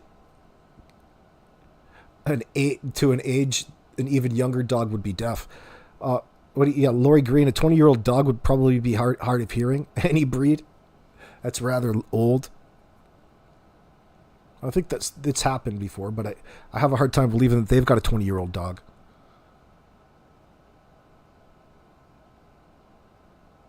That's healthy. Support. Wow. I hope so. I hope so. Praying for that, honey. Keep me posted, please. Now, Belinda made a very good point. Tammy Burke, you're saying that Janie also said that she couldn't take Lily screaming? Ooh, that's a strong indicator. That's some negative language. Janie was babbling about 3 of them raising the ATVs. Yeah. So 3 humans could be on it at one time. Why the fuck would you want 3 people on your ATV at one time? Like, these people are so fucking whacked, dude. Are you guys grown up yet? You're probably inbred.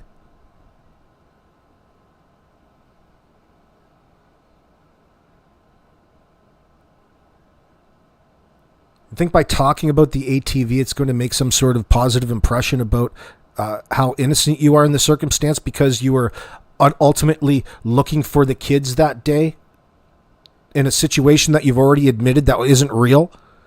Like, what would be the point of even talking on it? The fact that you keep wanting to place yourself out and about and having all kinds of reasons to be out on the ATV just tells the people that you moved the bodies, bitch. Okay? And they've got to figure out where that is. It's amazing to me that these fools will sit here and continue on with this facade. I can't even at this point give them the benefit of the doubt as to anything that they claim, because every last thing that they claim is talking about the case in a way that does it no good. You're talking about talking points that are brought to you by way of Daniel and his family in order to cover up just how culpable that they are in whatever happened to Jack and Lily. And they're putting it on Malaya because she chose to take off. Or was that the plan?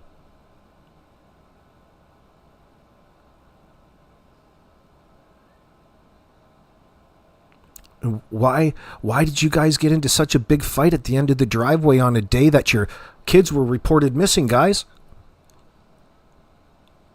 Probably because one of those people in that fucking circle knew just the type of person that you guys got when you were under the influence.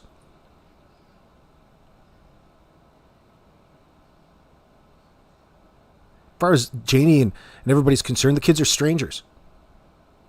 This isn't exactly a happy family by any stretch of the imagination. So people trying to approach that family as though they're normal in any sort of way is going to be very difficult and pretentious.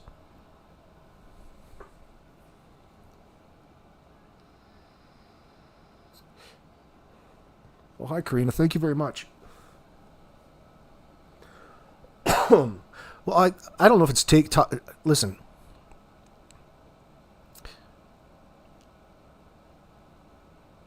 People, they're taking advantage of the fact that they know that this community will pick up on anything and they'll want to talk about it. That's the whole reason I'm planting false information out here in the first place. Shitty information that has nothing to do with anything.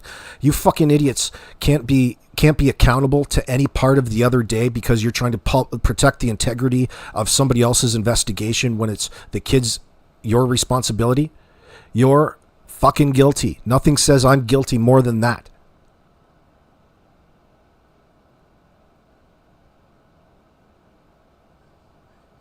In no world do you have to clam up or be secretive about any information that you're in at the RCMP has, asshole. Don't start trying to rewrite how the world works for the people that are searching for your kids. You don't want these children to be found. That's why you and possibly everybody else, the only thing this Janie conversation really did was bring her into the fold as to just how guilty she is as well. Who knows? Who fucking knows? We don't have to go that far yet. Although she was there. So it puts her up on the scale. She's not out of the woods by any stretch of the imagination. Nobody believes these kids are rehomed. By the way, that probably was an option, so it tells me whatever you two fruitcakes got into the night before, boy, extra long weekend, party hard. Cinco de Mayo.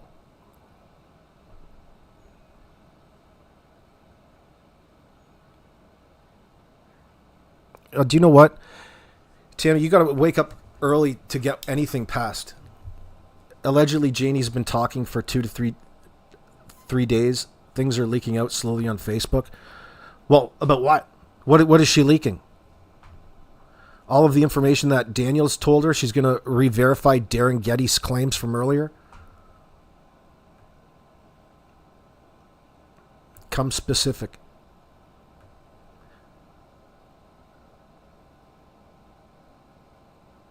It sounded like the kids took the brunt of their anger and frustration, according to Janie. M didn't do homework or even play with them in that circumstance.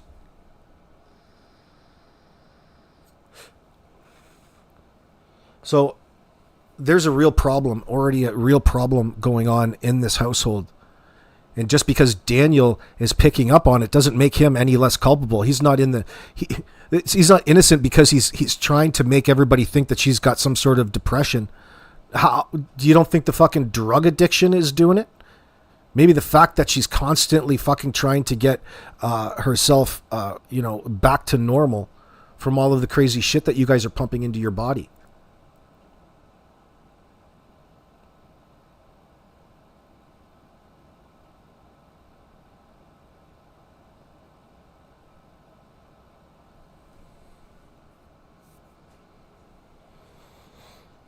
Luke and Bass, I feel that a little bit too. That's going to be coming up. You can see it on the wall because it was an indicator when she mentioned that the kids were autistic. The fact that she couldn't handle it, it doesn't sound whether or not that was a real factor as to her mental health. What she believed the kids were defective is what you're saying? That she had defective children and she ended up taking out her frustration on the kids? And then in turn, it had to be covered up. And in the meantime, in order, you think Daniel's holding that over Malaya's head? I think that's fairly easy. I think it's worse than that. I think it's a lot darker than that. I think the reason that Malaya was in the picture in the first place was to be taken advantage of. And that's just in the nature of the people around there.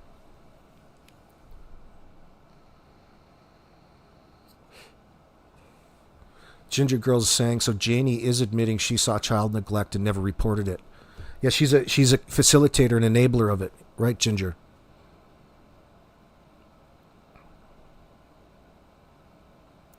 Layla, yeah, Luke, and they just wanted the paycheck. In your opinion, kids play alone often, from what Janie said. Well, they've got each other. I mean, she wasn't an engaging mother, a normal one. No, April, she didn't say that technically. There's a different way she said it. She said her dog heard it. She can't verify. We don't know any more in this circumstance, April.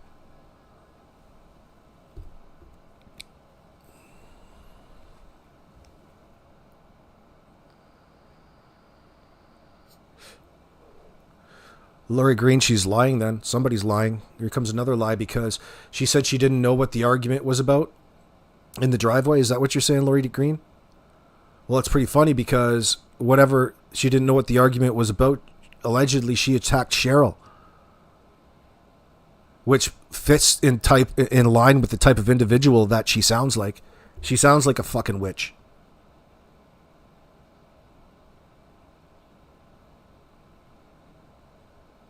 I got no sympathy for her. Yeah, no, April. It wasn't. She did to Darren, or the Darren story, but that fell through, and it's no longer even a possibility because all of a sudden she wants us to believe that her dog was the one who heard the kids, not her. You know what I mean? The fact that you're even trying to push that onto people would suggest that you don't want to actually be, accountable for the words that you say, and you're probably making it up.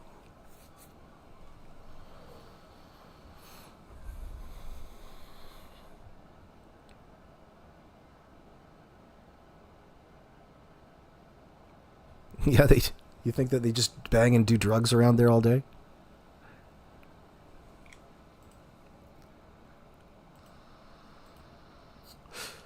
Oh, look at that. Oh, Daniel's coming in.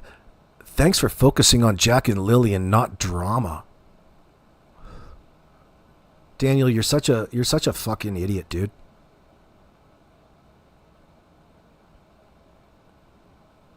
How the fuck could you go around and play this? Either the chick that left you, your ex, is responsible for the downfall of those kids, but you want to make it look like everything has a happy ending to the point where people can treat you, a person who's 50-50 in all of this, and whatever happened to those kids is going to be partially your responsibility, not just Malaya's. There's no reason. If the bitch fucking killed the kids, you could have just told them. When this is all done, when we find out what happened to Jack and Lily, you could have just told them straight off. You know that. Exactly. He's creating the drama, for fuck's sake, says Sweet Tea. You're the one who's going around enabling the people who stir the pot about all of the newest rumors that you want to stir up for people to talk about on social media to get your jollies there, you pervert. Talking about all of the ways that the kids that you killed didn't die.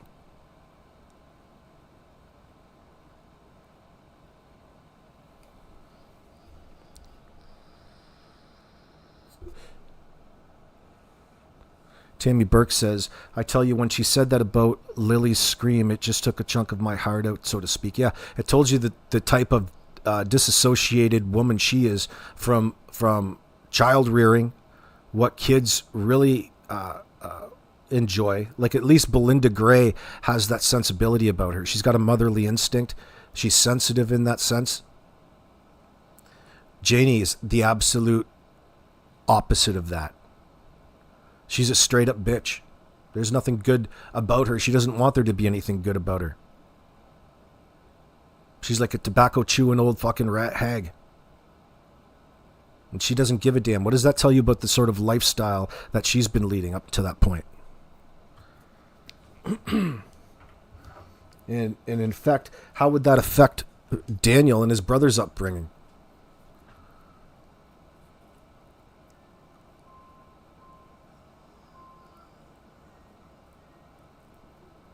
I would think Daniel's probably a product of incest.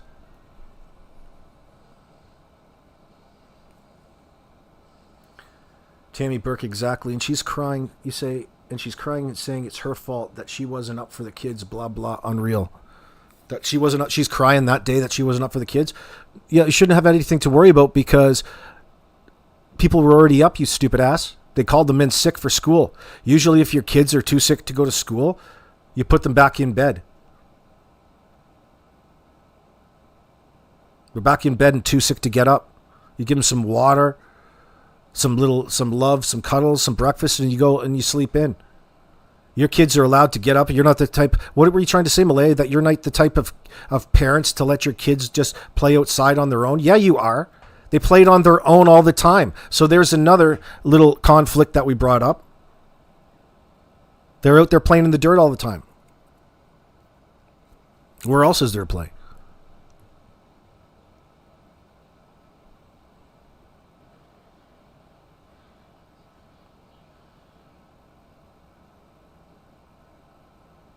Good to see you, Joe Neal.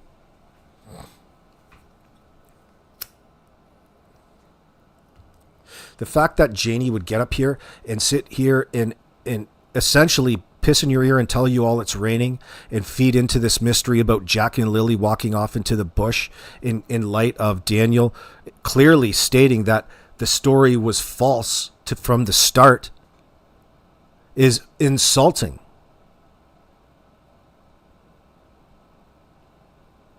And you two are so fucking stupid that you think all of those kids just wander off for you guys to take up all that time on your four-wheelers? No, something else is up. And I'm pretty sure if you were genuine, you would have been figuring that out right away. Like when you couldn't find the kids. Okay, what's going on with the kids? But none of this story that you're presenting is acceptable. None of it makes sense. None of it actually feeds back into the mystery. The only mystery is how you think that you can get away with this.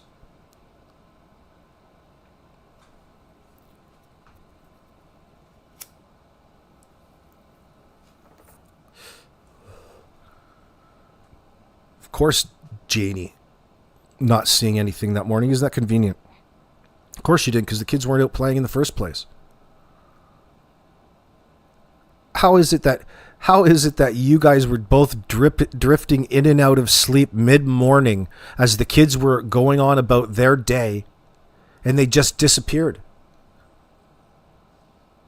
No, it's the parents that couldn't get the fuck out of bed, that had their baby in bed, that they want to blame. We're taking up all of their attention and time in the moment, and somehow the kids just zipped out the back and disappeared.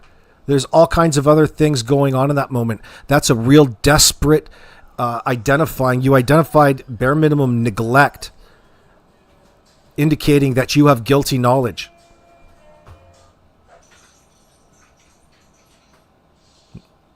This guy. There's no way that story is even acceptable. But that'll be the one that you portray.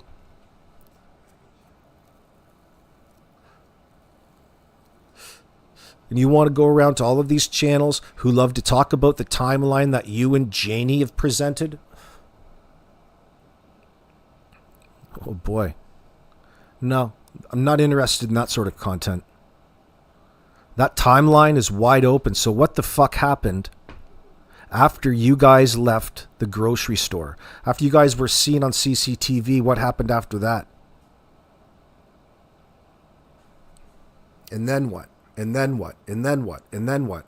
And then you're gonna repeat that story again.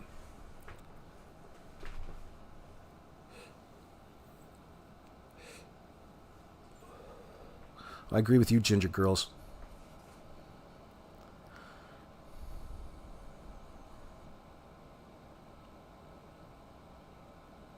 That's kind of ruled out Patty Burns. It'd be stuffed down a well, maybe.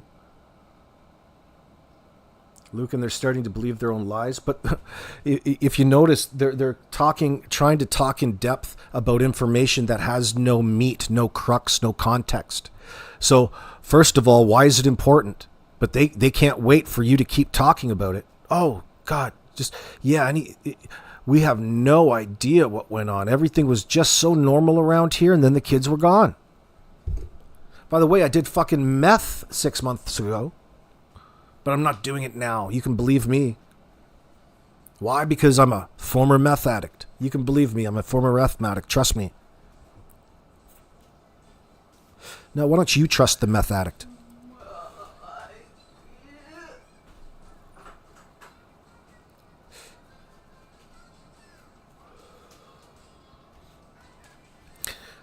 Well, there'll probably be a dynamic. We don't know what Janie's culpability is to it. She's going to ask Daniel, and Daniel's going to give her all kinds of bullshit information. She's going to turn around and parrot that. That's what she'll be forming her opinion around. She's not going to want to think the worst happened. Maybe she was a part of the worst thing happening. We don't know. It wouldn't surprise me. It wouldn't surprise me at all because she's fucking wacky. Should introduce her to Grandis. No feeding the children a nourished breakfast, no hugs and kisses, good morning, children, no change of clothes, pull up, bath, etc. Exactly. Although sometimes baths are taken at nighttime. No medicine, any fever, M&D. No mention of any of that.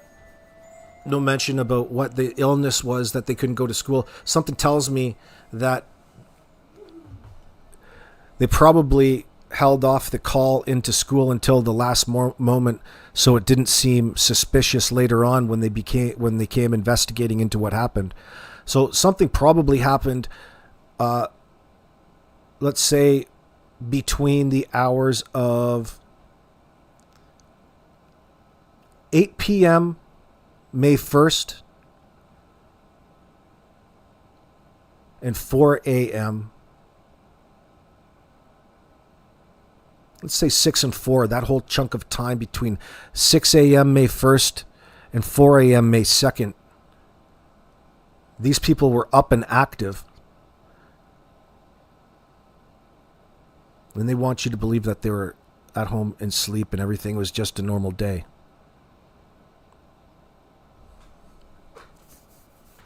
They call the kids in at 6:18, sick for school. They were probably passed on in the story.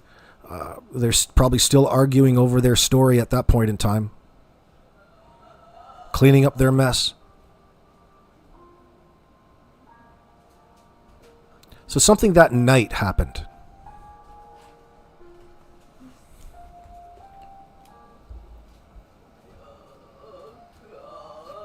Patty Burns says, at what moment did the family split into two different sides and feed us narratives, each full of assumptions and guesses? See, this would be part of the genius, if you will, about splitting up. Maybe the split up, who's really to know what was behind it? Like, it's an open question. It's suspicious because it happened all the same day as your kids, you reported your kids missing, okay? Then you fucking ran away like crazy. One can only think the worst case scenario happened. And it didn't happen between 6:18 a.m. and 10 a.m. You called the kids in at 6 a.m., 6:18 a.m., sick for school, then you don't want to be accountable for the next 4 hours. 10 a.m. is when that 911 call came in.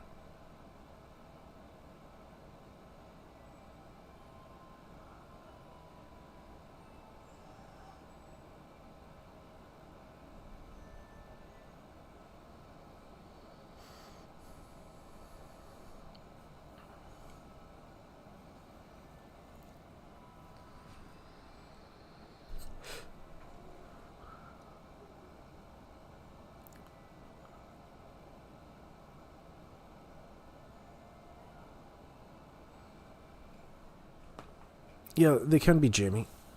Not necessarily. You can always leave your phone. It's not always going to be. There's all kinds of things that you could figure out. You just have to get your questions in order and accurate. Then you cross-reference it to their digital footprints. It's not like it holds all the answers to any one specific question. It's just reference data.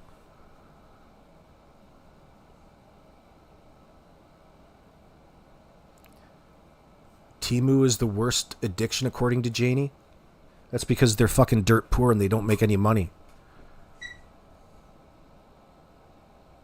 Temu's is disgusting. That's another indicator to me that they're probably tweakers, because they're tweaking over this Timu.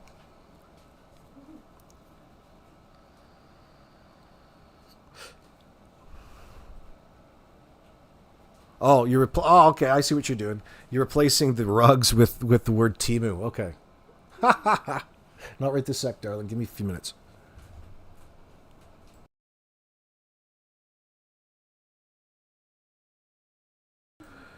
I see what you're doing there. Margaret Johnston, my parents left us by a pond. Told us to stay there. They went to a party. We were 3, 4, and 6. CPS took us away. It happens. Oh, you think that's what happened? You think that's what happened here? I don't. I think it's a lot darker in that circumstance.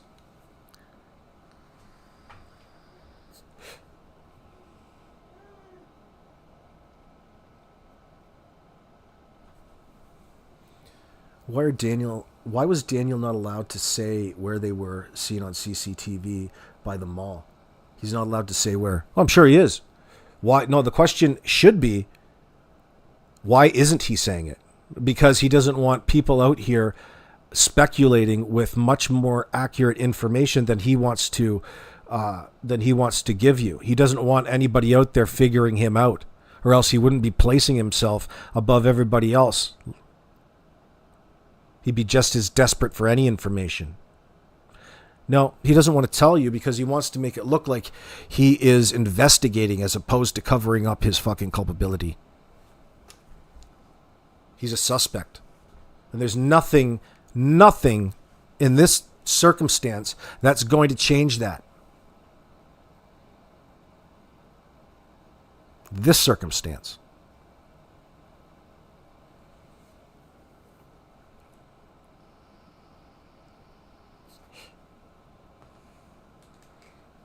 You're saying between 10 and 2, Phoenix? You're on the right track. I think we're saying the same thing.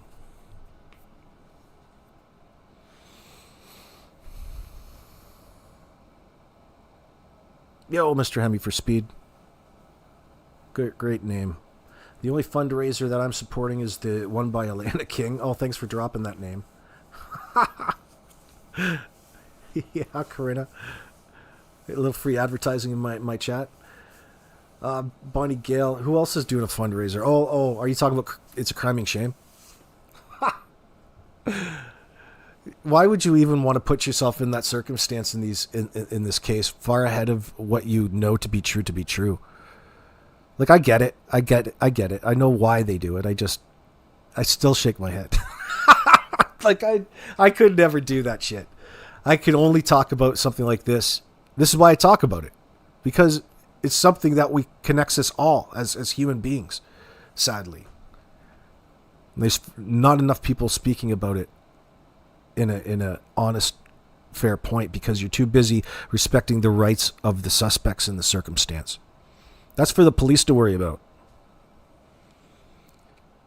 No, he thinks he's so much smarter than the people out there in this circumstance. The only reason that really actually that's a false positive, because the only reason that he would be confident is knowing that he has all of the key information that would solve this particular mystery from the outside perspective, as opposed to wanting to actually solve it. Because when you're wanting to actually solve it, you're not so protective of all of the information. Okay? You don't know anybody to protect their reputations. These people are not worried about fucking reputations, or they clean their fucking house once in a while. Okay? So don't give me that guff.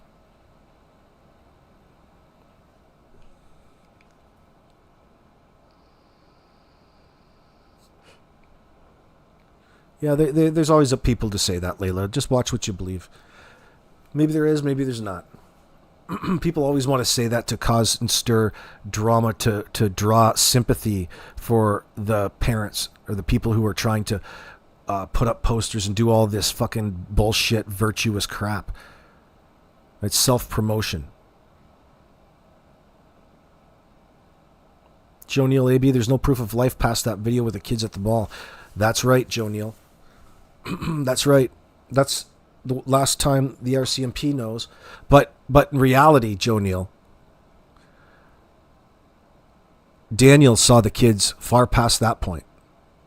Daniel is the last person to see those kids alive. And he's lying and altering his story at every step. What does that always lead us to? And it's not a misunderstanding. It's not a clarification. It's you changing your fucking story and protecting information to make yourself look better than it would, at very least. And in a situation where there's missing kids and those kids were under your protection, that would be very bad for you. Justin's right. You're better off not to say anything. You're way better off not to say anything than come out here and try to change the things that you've said and people have talked about. You just want to surf that wave knowing that anything that you do say is going to be scrutinized. That way you can lead them with little breadcrumbs in this, or this carrot, so to speak. Get them distracted.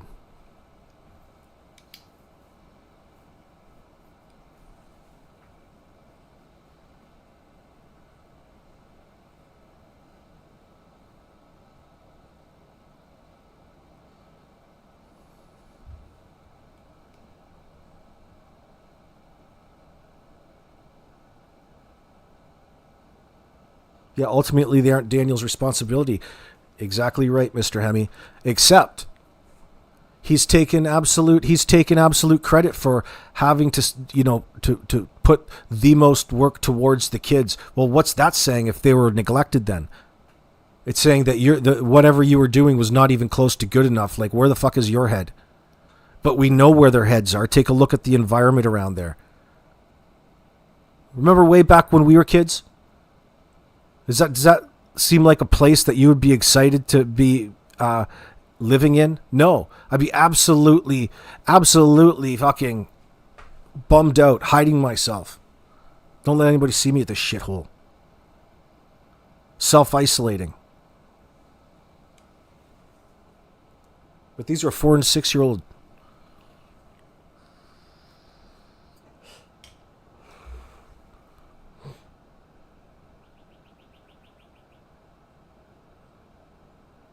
Dude, it's open. It's absolutely open to the wow. Like, this guy has a circular family tree, in my opinion, and he's probably a bit of a freak. And there's a big, strong possibility that he's covering up his crimes and his sexual violence towards these children.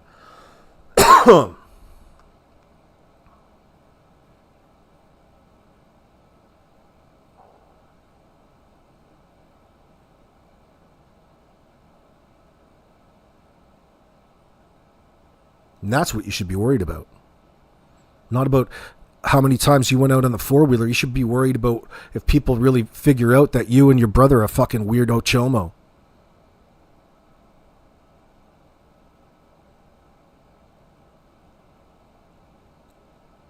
Bonnie Gale Daniels totally pimping himself out.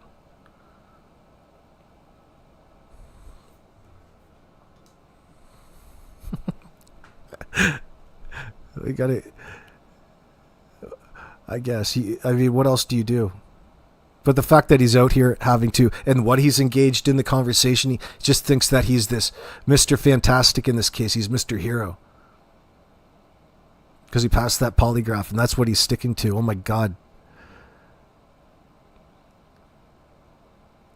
I wonder where the stupid people are. CSA? The indicators with meth and the way that it's a desperate attempt to sell a story. I don't think it was simply. I could be up to anything. I'm questioning whether or not.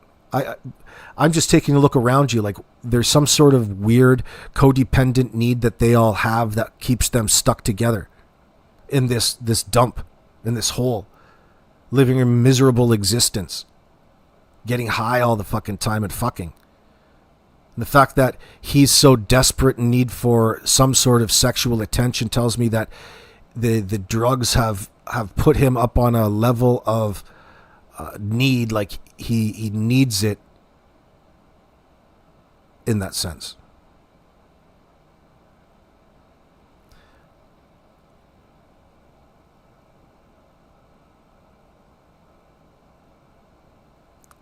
Phoenix, his bro couldn't stomach it and was crying Ma, was doing damage control, and Malaya was on guilt for being on a high trip. What are you saying, Phoenix? His brother couldn't stomach it and was crying. Who was crying? Ma was doing damage control. Janie, yeah, Malaya is on a guilt for being high. Yeah, I would say I've seen some Malaya pictures and compared them. Yeah, she's definitely probably retaining some water in that circumstance. But her appearance is altered due to the effects of drug abuse, I would expect.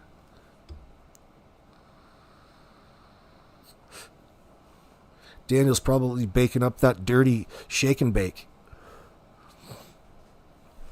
You gotta stay away from that, son.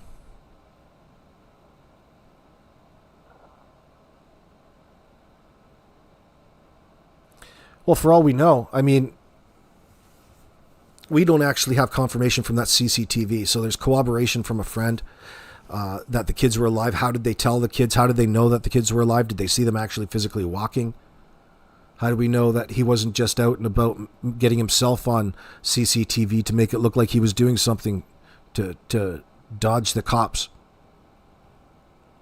I don't know. We don't have these answers. We just have kind of word from the RCMP in that circumstance.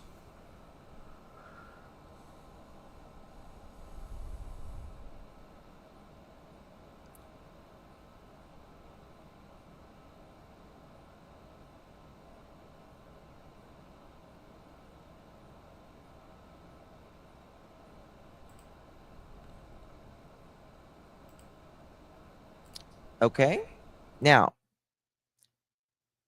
Daniel says he sees Meadow 3 times weekly. 3 times weekly. Okay, that's good. I hope he does get to see his daughter. All right. Now, this is the one. Yeah, you get to see him 3 times weekly until they figure out what the hell's going on. And they'll figure out what the hell is going on, and that'll probably get removed.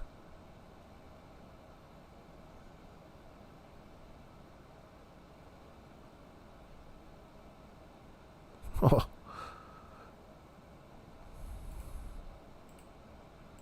That we're talking about. Give it to me, Jay. This is the one.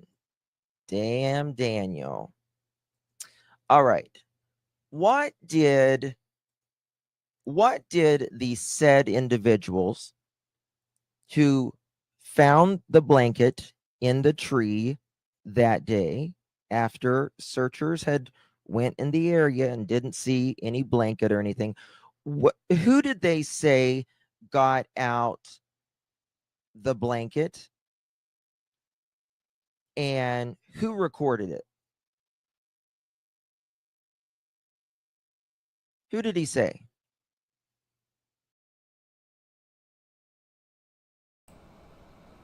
So here's that stupid comment about the blanket. The RCMP removed the blanket from the garbage. I made the call. Oh, well, congratulations there, fruitcake. Their inspector. There you go. Daphne got it. Yep. Daniel and Justin.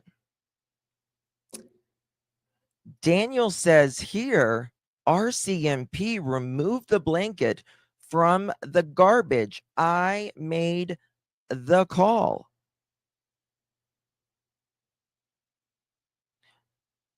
Why does every... You asked me if I think Justin does good work. Yeah, I mean, yeah, it's fine. I get Justin. Justin used to be a mod here. Yeah, it's okay for the true crime community. All the old ladies love it. I mean, he's good at what he does. But the fact that he introduced Cher as insider, a person with inside information the other day, I don't know so much about that. He's really propping her up. He probably owed her that one. Do you remember when he was up on Molly Go Lightly's and Cher came up and he was calling her fucking toothless whore and all of that? It's probably an apology to her to some extent. Everyone saying why is he saying something different here?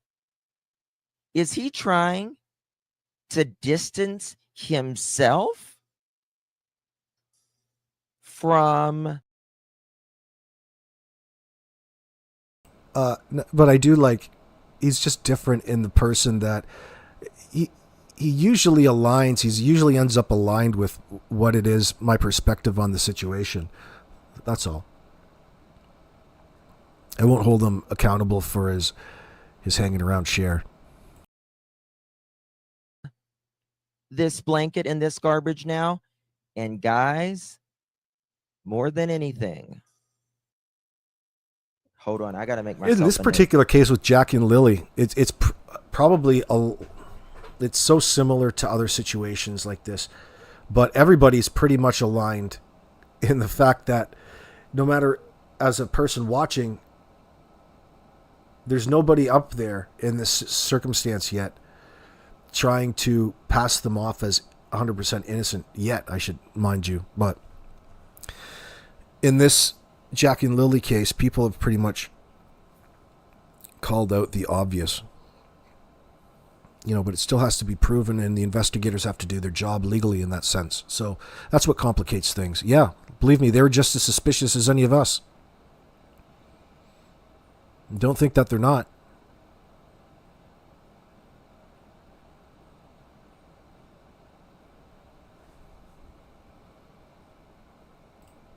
Because I just thought of something. We got to come back to this. Where's my notes? Wait a second, guys. Oh, damn. I just thought of this.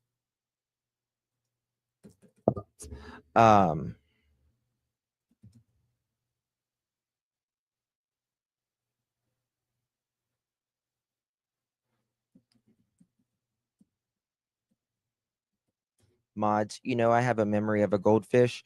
So please remind me here in a little bit, if I don't get to it. If I don't get to the things Daniel was wearing, please remind me about that. If I don't get to that, because you'll want to see that. Yeah. Thank you so much, Miss Maurice. That is so generous of you. Thank you so much. Happy Aussie birthday, Justin. Mama and I love you and appreciate all your hard work done with integrity and unbiased opinions. Well, some things I'm biased about, I'm going to be honest with you. But I try to be fair. Really fair. But Daniel makes it very impossible because he just flat out flips everything. May your life always be blessed. Oh, thank you so much. Thank you so much, sweet Maurice. And please give your mama my love as well if she's watching. Love you, Mama Maurice. Appreciate you very much. Thank you so much for your support, honey. Appreciate you. Thank you so much, Jen, my dear. Love you. Appreciate you. Happy birthday, Dustin. I just remembered it. Thank you so much, dear. Appreciate you, Jen. Thank you so much, honey. And thank you so much, Maurice. It's very kind. Okay.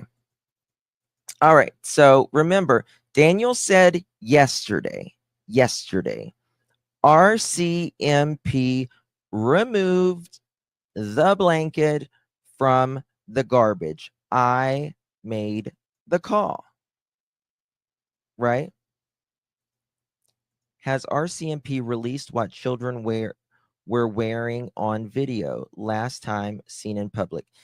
No, they haven't. But they have released what the parents said they were last wearing. But the problem is what they told the RCMP and what they told different news outlets. They told them different things, what they were wearing. Thank you, Stella. Thank you, everyone. Right? So there's that. Now, okay. So Cheryl,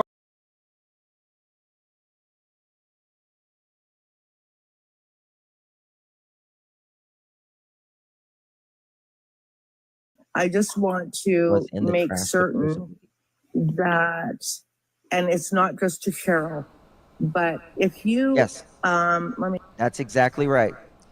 Bingo, Daphne. The other half of the bag. was in the trash, supposedly, and Dan said he opened up the bag. Now, question. So they're talking about this blanket. And it being in the trash. What is the story behind that? It would then indicate that somebody went into the trash, tore a piece off it, and went and relocated it and planted it and then presented it as evidence.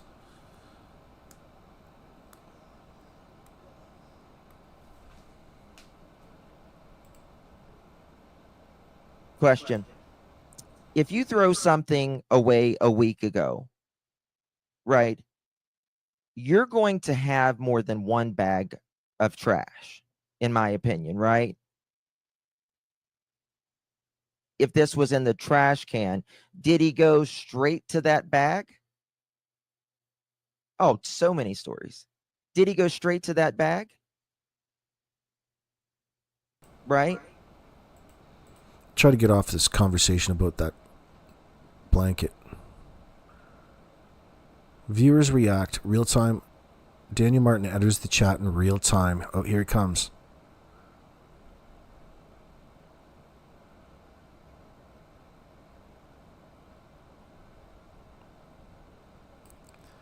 Do you see anything important? Let's see.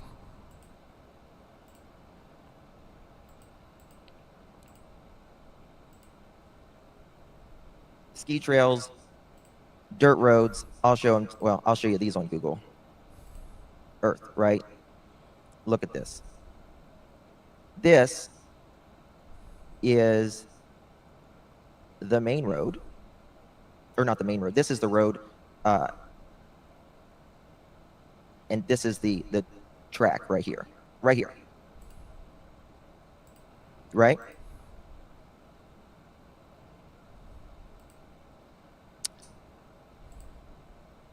Guys, I don't mind you asking Daniel questions, but ask it with, don't be like me, okay? Don't be like me. But you're welcome to call in, Daniel. We would love to talk to you because, Daniel, all of these things that you say cannot be true. And there's only one reason that I can think of. I've been doing this for a long time, and people don't generally lie. That's so generous of you, Jumps. I certainly appreciate that. So generous of you, Jumpers. Whenever a 4 and a Thank 6-year-old you, child darling. is missing and say they want their children found, right? They asked you yesterday, Daniel, to not even ask you any more questions. To just clear up. You guys don't like Justin? Vivian says, I don't care for Justin. He's got a bad reputation, in my opinion. What do you mean? Really? Yeah, Clutch Them Pearls necklaces, Pearl Necklace channel. It's all the same. You guys don't like Justin. Everybody likes Justin. Justin's such a nice guy. Who's Karen Jones? Who made the strange comments? I'm sure his second name was Jones. The question Karen asked was, I wonder what Daniel's reaction was when Lilly said to him, you're not the boss of me. I don't know, Paula. We don't know Daniel that much in that circumstance.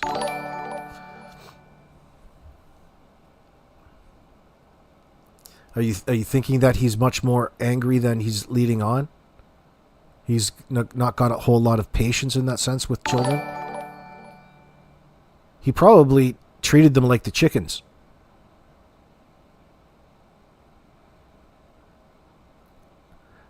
Like, I mean, I don't know why he's so eager to go and start up a new family, have new kids, more kids, when he can't support the ones that he has. He's got all of these kids in the picture, and he doesn't really want to support them all. Like, he doesn't have a plan in that sense. Like, have lots of kids, but try to support them, right? Welcome, new members. Welcome.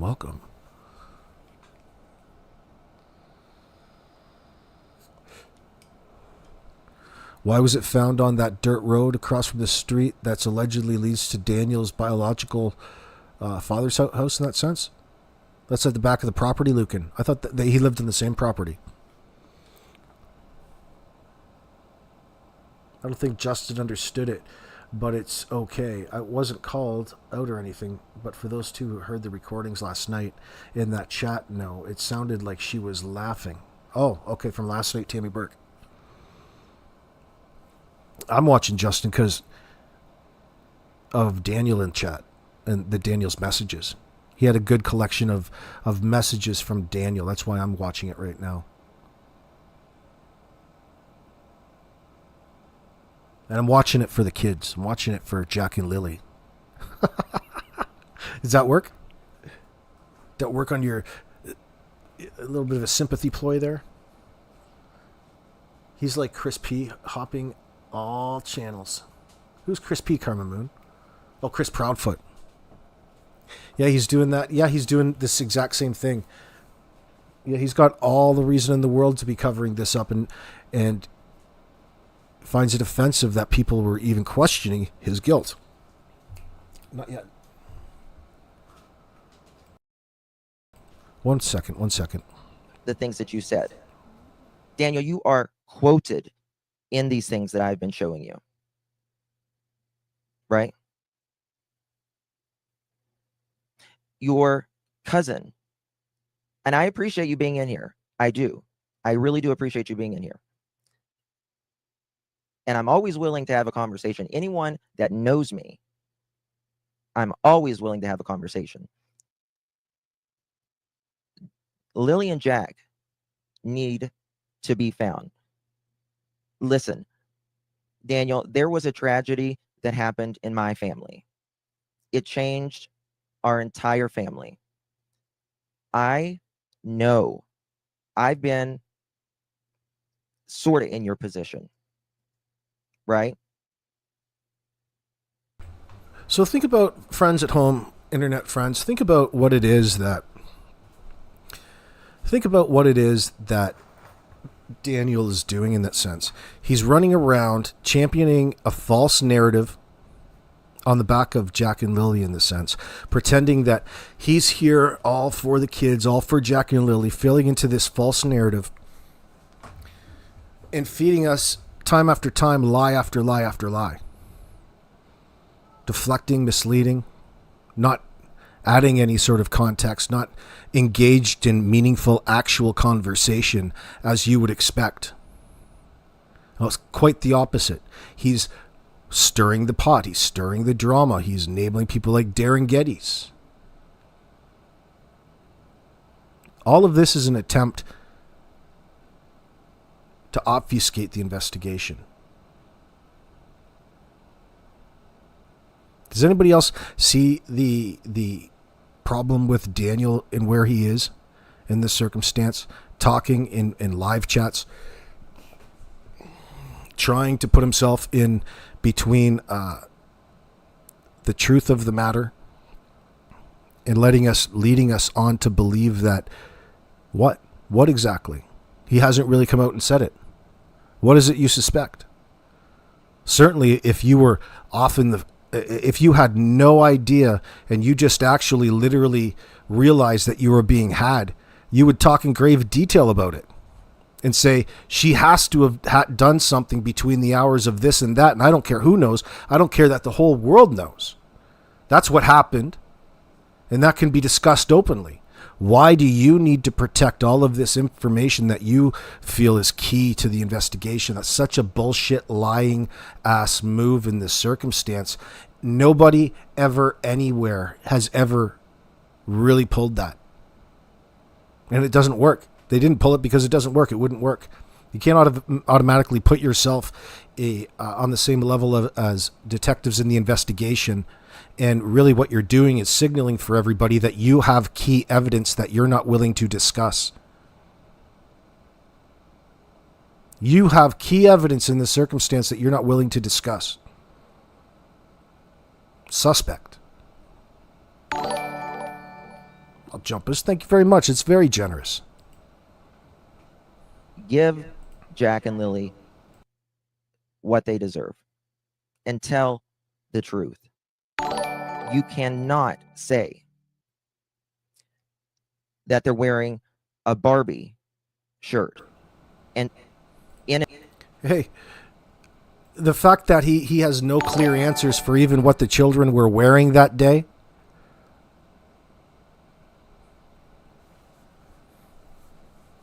What's going on, Bird? He has no clear answers for what the kids were even wearing that day, and he still comes out and he starts talking about all of the different versions of the story that should be otherwise important to identifying missing children.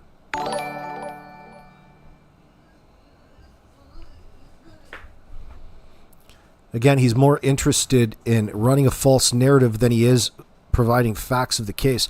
It shouldn't even be that big of a deal what the kids were wearing in a missing kids, but there is when you're fumbling over your words and not getting your story straight. In this article that you said, right?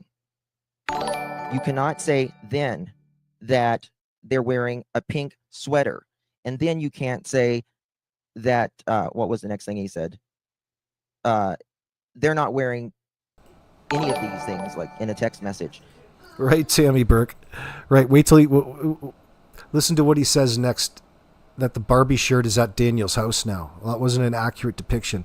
You know, you can forgive things, even not getting somebody's clothing right, but the fact is this isn't just a one-off. It's just part of everything else.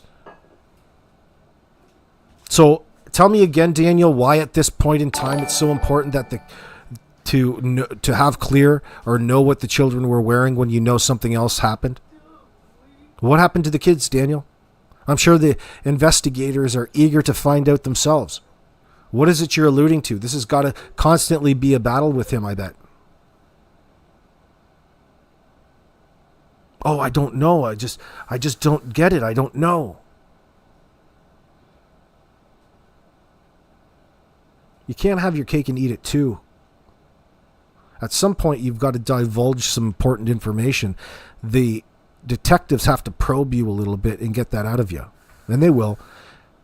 You think Malaya's going to break from all of the RCMP pressure? As opposed to you who's being open and honest?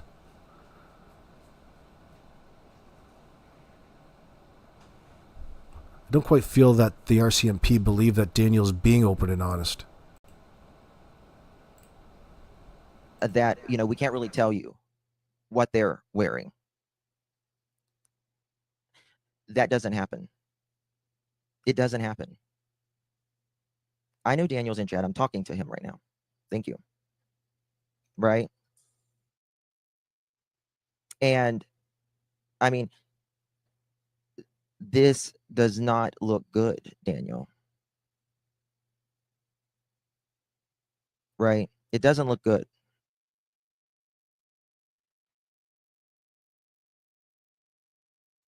Oh, listen. I've advocated for people when most of everybody has turned on them, as far as like creator wise and stuff like that. I've done that many times because it's not the cool thing or whatever. I don't give a shit about that stuff. I don't care about that stuff. But you can't say something to this person and say something totally else to the next person. All right, let's continue playing this little part here. Again, I appreciate you being here. And guys, please, I don't mind you asking Daniel a question. He has every right to answer any of our questions or not answer any of our questions.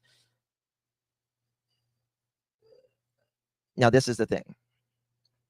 I don't know, and this equally goes for Malaya. In some rights, even more so. I don't know why a mother isn't speaking about her preschool and kindergarten age child. That's not what a mother does, right? Guys, we always try to keep it as classy as. The answer to that is because she's covering up whatever they did with the kids that day. That's blatantly obvious. There is such a small probability of anything other than that. It's disturbing. It's so small. But from a legal standpoint, you have to prove it, and that's what the investigation is for. We can see the future in that sense. Malaya doesn't want to be held accountable for anything in this circumstance. She's not said anything. She's hidden away. She's hiding, active.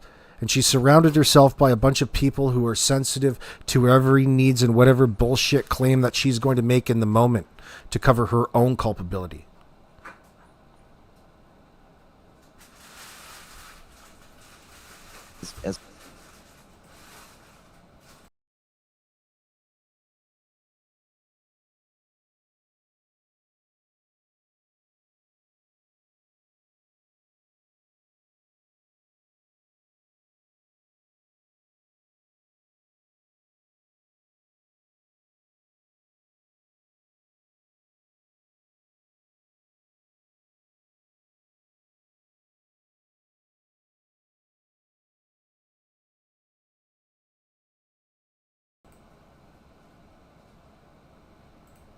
As possible. Sometimes I get a little fired up, I know, but let's elevate our conversation. Let's really elevate our conversation. Let's not be hateful, and let's try to have a productive conversation, right? Good luck. Because if I yeah, good luck. Now you just have to pretend that Daniel is fucking a good guy in your live chat falsely. That's all that has to happen. That's the most difficult part. Now this is Logan.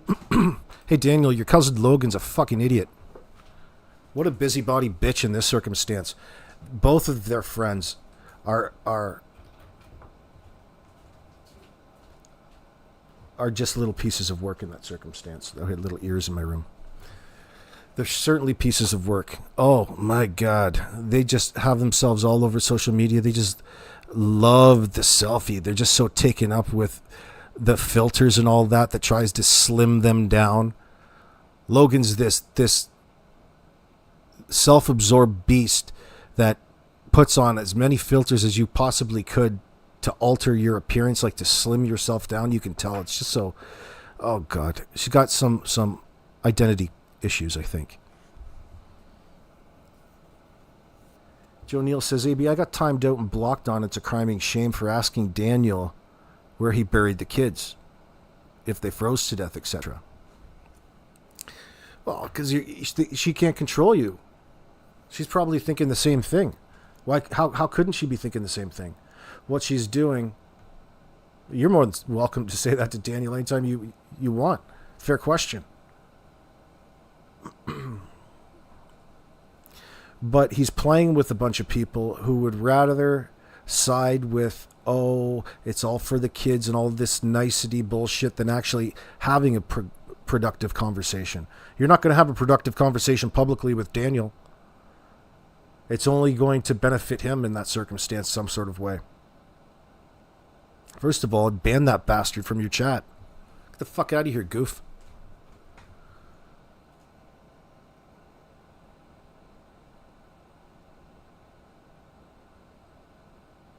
Paula W. Then along comes somebody named Karen asking, I wonder what Daniel's reaction was when Lilly told him, you're not the boss of me. Yeah.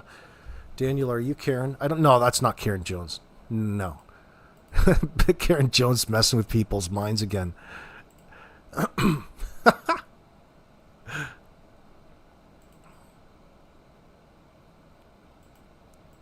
Let me see here. That was my day yesterday, I think. Knowing about it, and he found out after Malaya left about it. He went out to the garbage because we all mentioned the blanket. So he went out. He goes, I put that blanket in the garbage. I'm going to say about a week ago because it was ripped. So him and I forget who else. I think Hold it on. was his What did she say there? So I put that blanket in the garbage. I'm going to say about a week ago because it was ripped. Went out because we all mentioned the. Okay, Daniel. This Oh shit, what did I do? Hold on. What did I do to my StreamYard? Mother chicken. Okay, I think I got it. Okay. So, Daniel, this is a pretty simple question. Can you confirm that this blanket, if you want to answer it, again, it's a free world. Can you confirm that this blanket was at once, such as a week before, was on a window, right? Now, it's not uncommon. It's not uncommon for people. I mean, I've put a blanket up over a window before, right? If blanket was on the window, it doesn't matter. I disagree with that, JD.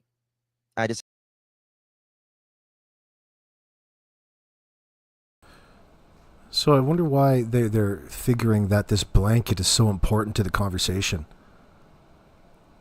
So Daniel can come in and out of chat and talk all about the one piece of evidence that he brought to the RCMP, brought there on purpose so he could come to your chat to talk all about it.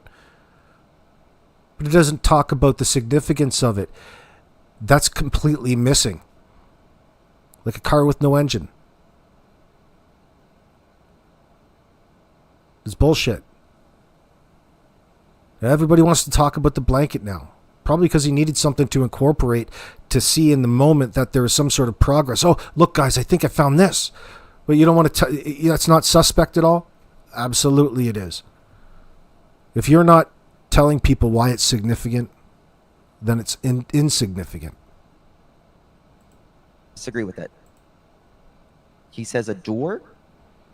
It was covering a door, a window, a fucking who cares? We'll get to the point. What's the point with the blanket? Was there blood on the blanket? Did the blood attract predators? The coons got it at it, ripped it apart, and then went and towed it, put it in the tree.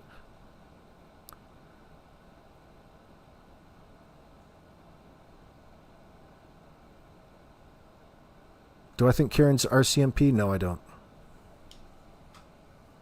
No, Karen's one of those individuals who probably knows the people we're talking about firsthand. She's local, and she is already ahead of the game by in true crime channels on YouTube talking about people in her particular region that she knows.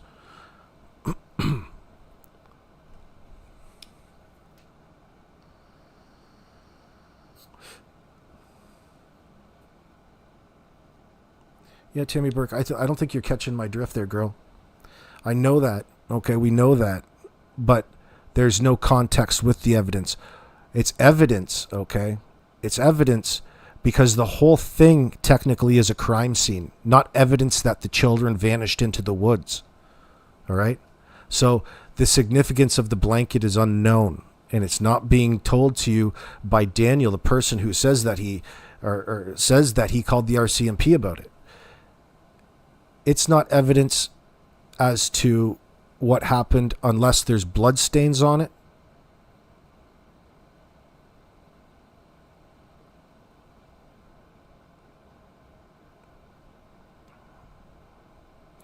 Yeah. Oh, okay. You think it's an alternate reason, Tammy? Excuse me. Yeah. Well, I think there probably or could be an alternate reason for it for sure, but we don't know what that is or its significance to the case.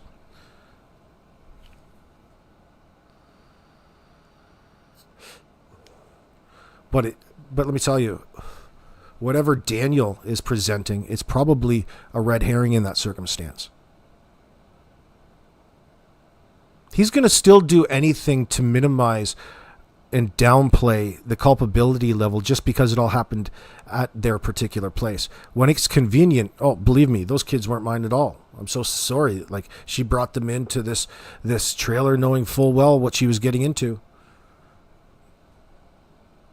They don't express any sort of remorse over what happened. They express remorse over their own self in that moment. And that's what you always look for a person who's hurt their own children like these two. And they hit every indicator.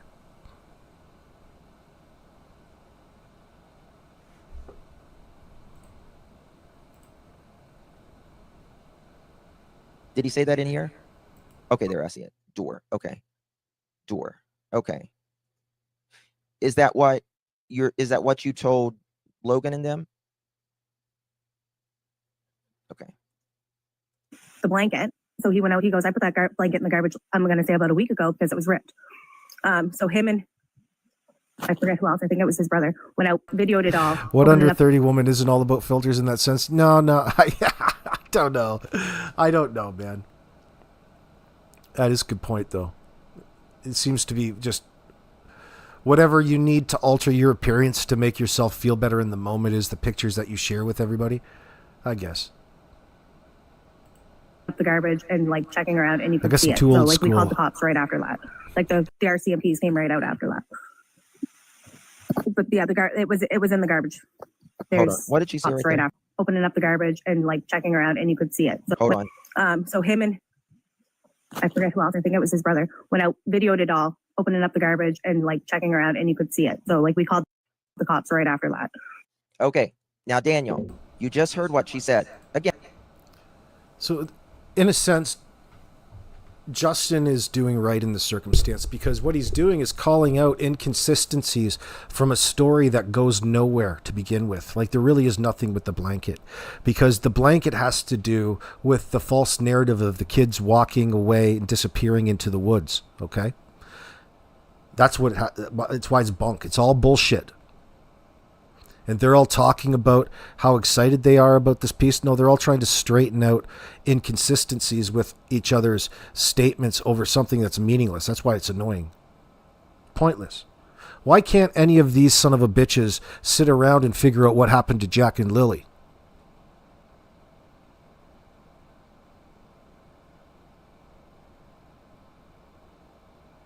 What was the confrontation really about at the end of the driveway? Did Janie really attacked Cheryl like everybody else is claiming? And how could Daniel go around and thumbs up and validate all of the false information that has been spread on social media? So interesting. These questions are just so interesting in my opinion. These are the things that we're curious about. Oh, it's secured container. Like, you know what?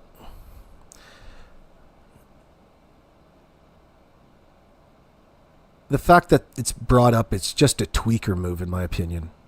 How did this torn piece of blanket get so many yards away up into a tree? Well, the initial thing is a raccoon. Yeah, it sneaks like a staging, Joe Neal. He's staging something. He's even introduced it as evidence. What is the significance, Daniel? You want a big pat on the back over finding this evidence. What's significant about it, son? Other than the fact that you want it to mean something that is going to make you look better than you look now. There's no story around it. Therefore, it's got to be bullshit. Absolutely, it's got to be bullshit. You, Mr. Hemming, autism, they were never diagnosed. It's true. Well, it's very difficult at that age to get a diagnosis yet, but they should be in the process. And that's probably a contributing factor to where we are today because it would have exacerbated Malaya's poor mental health at that point in time and not knowing how to raise kids in the first place because she's a fucking idiot. All right? No matter what they want to tell you at CPS to get you to hand over your kids, you're a fucking idiot. You shouldn't have gotten into this if you weren't willing to go through the ups and the downs and the heartaches with kids and learn yourself. That's the first thing that you better get used to is learning how to be a parent if you're not good at it. I did. And I never once thought I was ever a bad parent, but now that I look back at the beginning of my parenthood journey, I could say that I've made quite the progress. Never stop learning is the underlying point to all of that. But guess what? It should be something that you enjoy. And by that, I mean, yeah, there's all kinds of pains in the asses of things that kids put you through on the daily, but you put yourself through it because it is all worth it at the end of the day. If you're finding it awfully annoying, then you probably need to change your attitude. It's you who needs to do the changing, not your kids.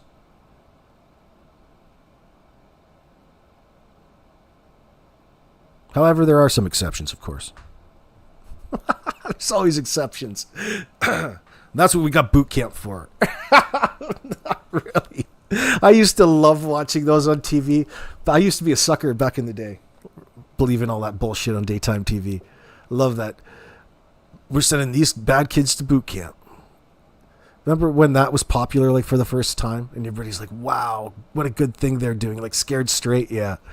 It's just a matter of time before the abuse scandals come out.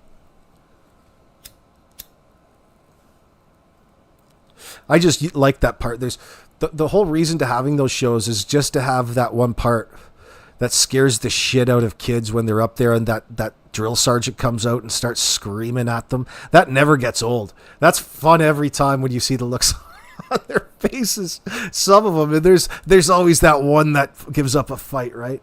God bless them. God bless those kids. Scared Straight, yeah. Used to even have my favorite drill sergeants. But usually they're well-meaning people in that sense. What happened to the night before? Did the children brush their teeth? Who helped the children put their PJs on? Raven, how dare you be coming up in here in this chat and asking relevant questions to the case? My God. You're really elevating the chat. Thank you. That's a question. That's a question, all right. What happened the night before? He doesn't want to answer you. Do you know why he doesn't want to answer you? You're not... It's unimportant to you because there's an active investigation going on. It could jeopardize us ever finding, Jack and Lily again. That's what he wants you to lead you to believe. That's so cockamamie in this circumstance.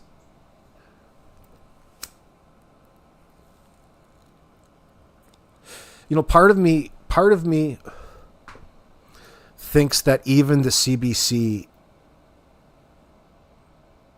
knows in that sense, and that's why they put him up to this interview.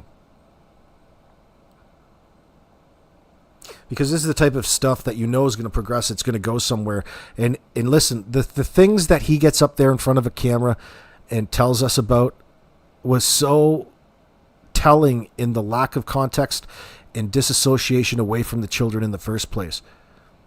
And it's all just for self-fulfilling. And to put all the blame on Malaya. Now, mind you, there's probably a lot more to that interview, but the fact that he thinks it's a good thing for his cause is just mind-blowing. Because why? Why is it a good thing? Because he's got nothing to hide. How is it, Daniel, you can go around and claim you have nothing to hide, but you claim that you can't share any information with anybody out there because it would jeopardize the investigation? You pulling a Darren Geddes on us again? How many times do you think you're going to get away with that? Absolutely none. That worked in this case for all of, what, three days maybe? People were hoping that Darren, including this channel, we were hopeful that that was actual information and it was good. But look, son, you done fucked up.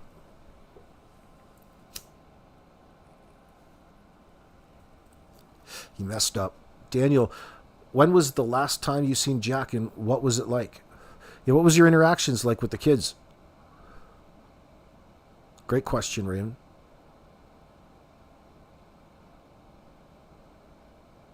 Where was that blanket supposed to be then if it's now in evidence? Patty Burns says it was in the garbage.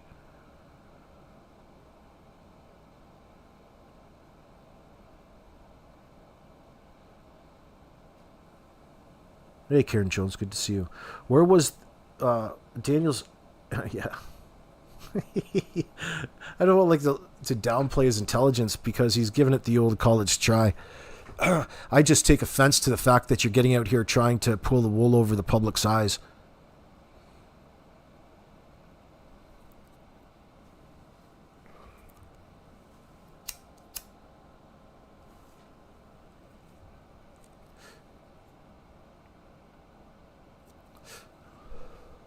Monkey Mind, in one pic, Sweet Lily looked like she had caked on tartar on her teeth. Very. Where'd you get that picture from? So she was looking a little not so fresh. She probably just came in from playing in the dirt.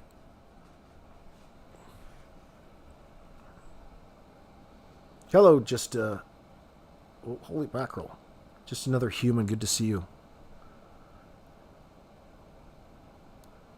Malay is a follower, says Lucan. Funny how both of her baby daddies do meth and she doesn't do drugs. I call BS, absolutely. She said she loves tats and witchcraft. Oh, God. And I'll bet my life she's owed weed. What? Bet my life she sowed weed. What do you mean? Oh, the gateway drug. Who cares? Weed's the least of her concerns in that sense. That's the least of our worries. The overall lifestyle and substance abuse in this circumstance. The fact that there's underlying problems here that they're already eager to throw a label on, because not because it's actually factual, but because they can see the writing on the wall down the line, because they eventually believe that Jack and Lily will be found, and then they're going to be blamed. In fact, Daniel's already put out his disclaimer. Hey, just so you RCMP know, if you guys do ever find those kids, and there's two sweaters gone, so if you find them with the kids, it was just a setup.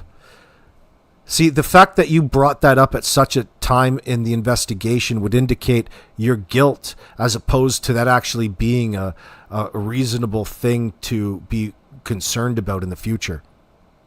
No, even if the kids were found with your sweaters, you would still be under intense scrutiny, even more so, because the fact that you called it, you Babe Ruthed that shot. You called your shot, dude. Insider information, all right. That's he's got all kinds of insider information. That's the reason why he doesn't want to be telling anybody about anything and jeopardizing the case. Technically, that's true, because if he tells you the truth, they're going to find out about him and arrest him.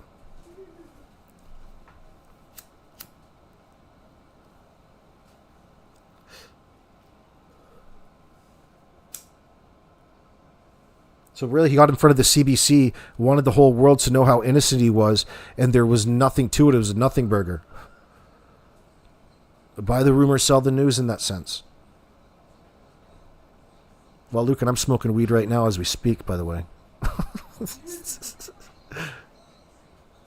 Some of the stickiest of the icky. Some of the granddaddy perps, y'all.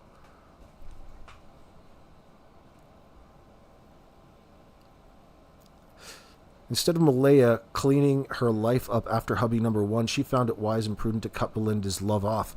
That's heartbreaking to a degree. That breaks my heart in that sense. That's what it looks like. Now, the question is why? Probably because she got too caught up in her new fast-paced lifestyle with old sexy man himself, Daniel Martel.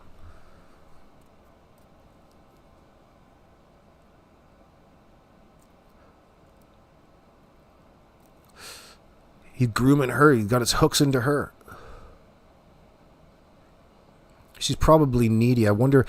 So, Karen, what is the story about the boys, like Daniel and his brother, being involved in grooming women with cocaine? Historically, this is something that's on the record. People in my comment section have brought that up several times. There's got to be something to it. So something tells me that the type of individual that he was in that sense, he was out there really predating, as opposed to, swiping left and right.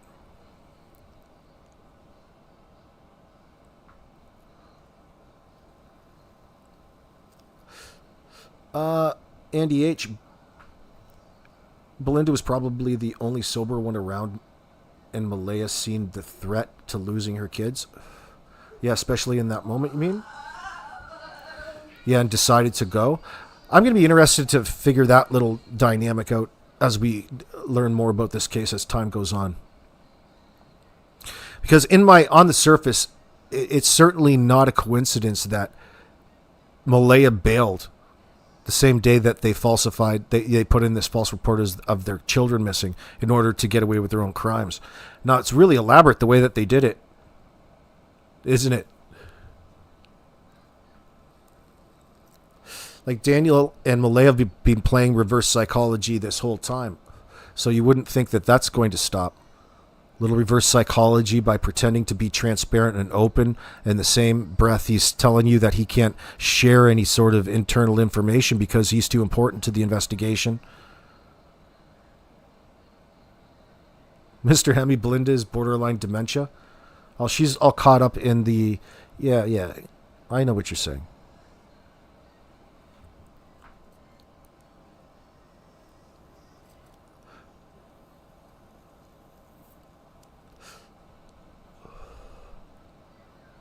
Bonnie Gale. Yeah. I mean, I don't like ever seeing kids go into state custody in this circumstance. But the alternative is, here's an example of the alternative. Like, Jack and Lily are missing and probably dead, presumably. I don't know how, as a parent, you would ever have any hope in this circumstance. Jack and Lily didn't have their father in their life, didn't have a father. Daniel didn't once talk at length about how distressing or upsetting that was for Malaya or the children, let alone. He doesn't really acknowledge that fact. He just pretends and plays the role of dad like that's just something that you can do in that circumstance. Now, nothing replaces the natural bond and love a child and mother and child and father have. Nothing replaces that bond. You can't just go out and replace it. You've altered that child's life forever in that circumstance. And Meadows' life has been forever altered by something so high profile and heartbreaking in this circumstance. We can only hope for the best. And the sheer fact that Malaya is nowhere around, we're not talking all of a sudden theoretical situations. We're talking about this particular one scenario. And Malaya, the mother, has bailed and is in hiding. Yeah, something's up. And she's probably guilty. And that's not strong enough of a term. That should fucking outshadow. If you were actually innocent in all of this, that would be so shocking to you that would naturally outshadow any love that you had for that person in that moment, Daniel. As opposed to rallying around and going around and covering up for her under the guise of love. That bullshit word, love. No, it's you running around covering your own tracks. Because at this point in time, it's every man for themselves from your perspective.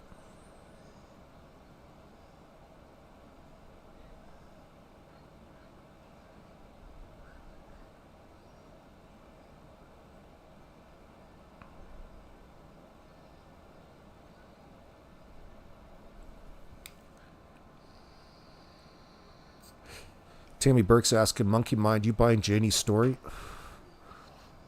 Monkey Mind says, no, Tammy, she's a con woman. Yeah, how long did it take you to listen to Janie before you recognized that she was a put on, that she's a con artist herself? About 3 seconds. Fuck, she looked like she'd rob a goddamn gas station on the way out of town. She's that fucking nasty. Yeah, right, Andy. You can't believe junkies, especially in this circumstance. Absolutely, it's expected that they lie. Expected that they lie. At no point will they ever admit to any wrongdoing. It's all got to be allegations, and they can play defense. That's exactly how junkies act, and that's what they're doing. Daniel's out here pretending to be transparent to the point he's in front of the CBC. There's no getting away from that, son. Listen, that's not transparent. You aren't being anything but transparent. In fact, you're getting out in front of people, talking in front of a camera, telling everybody how you can't reveal all kinds of important information. No, that's you getting up in front of the world and telling them that you're guilty in all of this, Daniel. You told us how much you were shitting your fucking pants during the polygraph examination. It worked. Fuck, that worked. You didn't even have to hook you up. You're so nervous. Sweating buckets. May as well put them through the paces, though.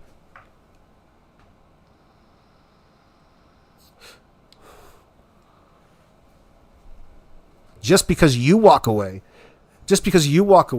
and you're think about what he told us on there. Like, how crazy is that? The RCMP didn't come out and say anything because of it, but he's telling you. He's telling you how innocent he is because he took this test. And let me describe to you the feeling when you actually know that you get away with the crime. In your own mind, like, he's got a really loose idea of the law and its implications surrounding this truth verification squad. It's just a tool, right? Has nothing to do with anything. Except it's a big part of the story because he's put so much desperate love into this claim that everybody around him is just going to say, hooray, you are just the greatest father ever. Oh my God, look at you. Look at how much you passed that polygraph test, so you say. Like, who the fuck even says that?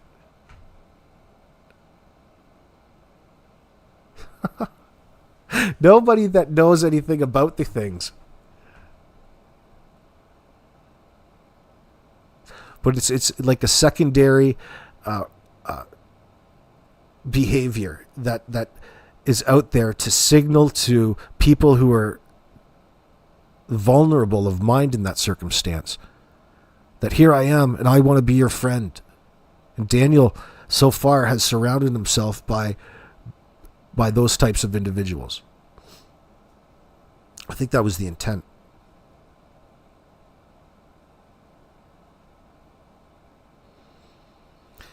Oh, for sure, Lisa. That's just that's a label. That's just something that you label somebody because you don't know him. There's a reason for all of these behaviors, Lisa.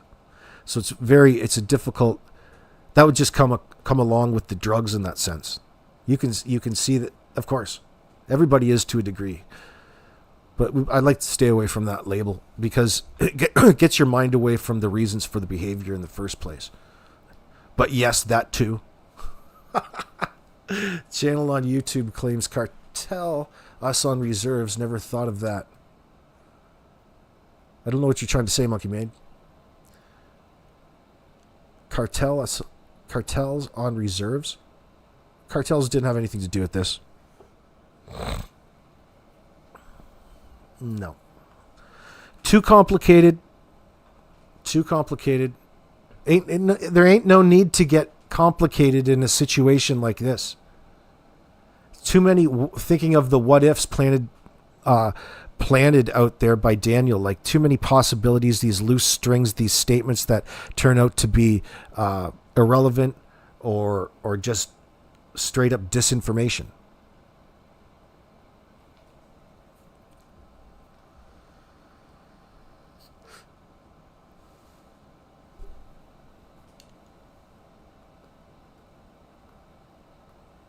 Oh, I know, Layla, it's disgusting.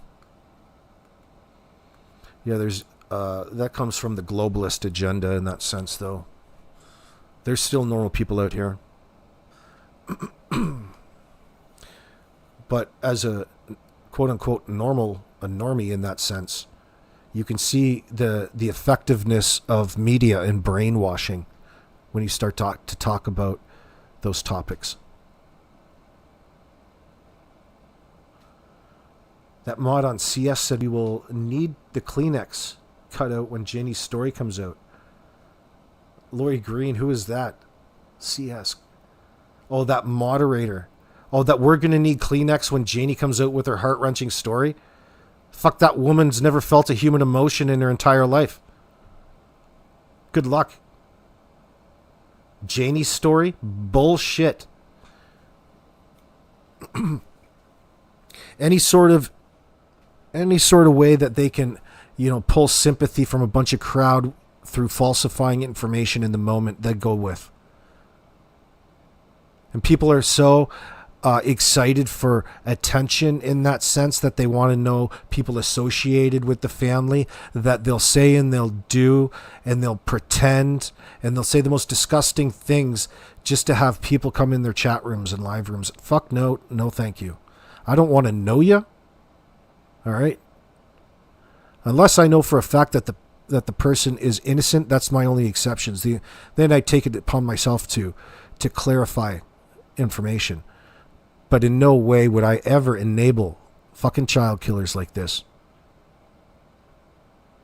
And you see it, and it's representative in the creators as well. They go to great lengths to enable, these people that have all the reason in the world to cover up the wrongdoing. Their crime, in that sense. Which just happens to be killing their own child.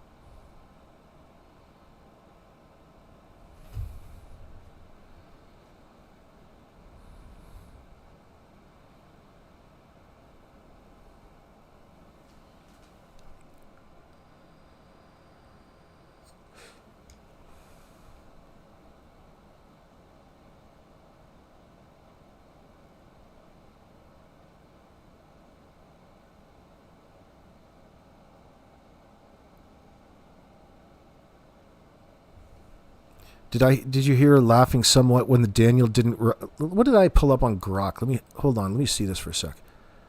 Was this yesterday's? Yeah, Daniel and Janie here. The implication, so the analysis pulled up, the neglect in this situation at bare minimum. At best, the statements from Daniel and Janie point to significant neglect, with no adult checking on the children for 12 to 14 hours, allowing them to leave the home unnoticed. That's what they want us to believe. That's the story that they're coming forward with, essentially, because they don't want us to know the truth.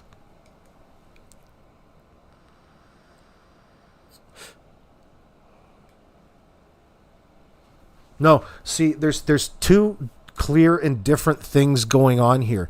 There's the situation and the circumstances. You got your notepad out, friends? You're going to have to start raking down all of these charges. Because there's the circumstance leading up to and causing the death of the children, okay? That's not all. And then there's a whole raft of what they then did and who they got then to help. But it all comes back to two people, Daniel and Malaya. Nobody else. No Janie. No, she's not provided an alibi. She's just a squeaky wheel at this point. She's a talking head. She's got nothing. She's looking for sympathy and to help Daniel's alibi out, which is... Daniel has no alibi. You were there at ground zero, son. There's no alibi to be had. You were there. There's nothing that you can do or say that's going to change the fact that you were fucking there, and you will be in question until you start spewing some relative facts. So you two were hiding out, getting high in your bedroom with your baby Meadow mid-morning after already calling the kids in sick to school? That makes absolutely zero sense. 0 cents. When you're in a normal routine and your circadian rhythm is right, you can't wait to get to bed, especially with all of those kids. As soon as your kids get to bed, you don't last more than half an hour. And you're out. And then you're up with the light. You like to be on top of things. You like to be on top of the decision making. The kids, there is no roaming around the goddamn house when a parent is in bed, getting into things. Especially two children that you know to be special needs, or suspect to be special needs. Your answer was to neglect them and then turn around and tell everybody that you're the one who takes up the slack? Well, which one is it? Are they neglected or are they not neglected?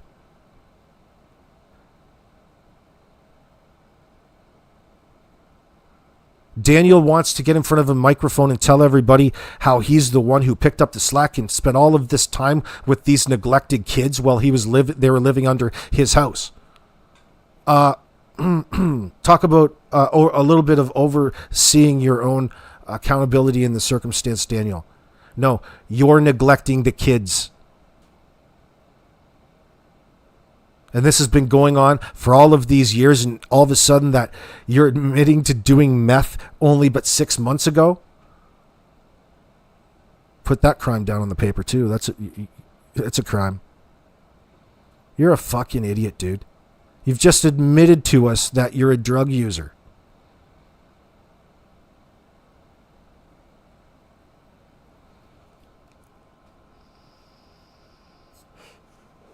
She made a fucking cognitive decision to be high all the time while you impregnated Malaya. No wonder she's fucking depressed. No wonder she's depressed and can't handle her fucking life at this point in time because of the type of shit that you're putting her through every fucking day. With the ups and the downs, with the introduction of substances. There's no possible way you could even go for therapy because you guys are fucked up all the time. There's no fixing or reconciling this relationship, dude. You fucked it up. And then some. The fact that you signal out this message to Malaya about walking on a beach and reuniting and being that Daniel you were when you first met, the one that you lied to her about, dude. Again, think about the level of dependence and the need and the codependent nature of these statements. You're so fucking worried about your romantic relationship with her that even while her children are absolutely gone, you're still fucking worried about the relationship rather than the missing kids. We're not saying, like, normally sometimes it's okay to be worried about relationship rather than the kids. They're fine. They're in the other room. But these kids just up and disappeared and you called them in with a false story. And you're fucking worried about your love life, you loser. What love life? You're a weirdo looking at this as some sort of opportunity to hook in another vulnerable mind to your web.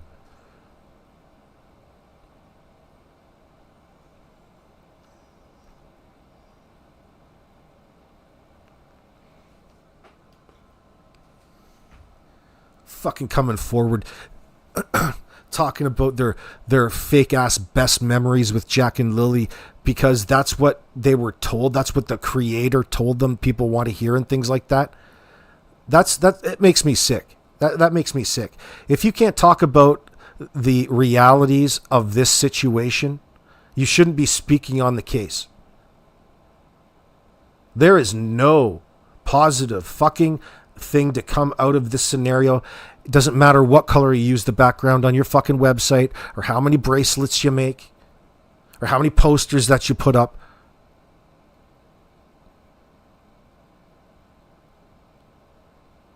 That's just a mere bullshit replacement for the outrage that you need to be feeling at this moment in time at the people who perpetrated this upon two innocent fucking children.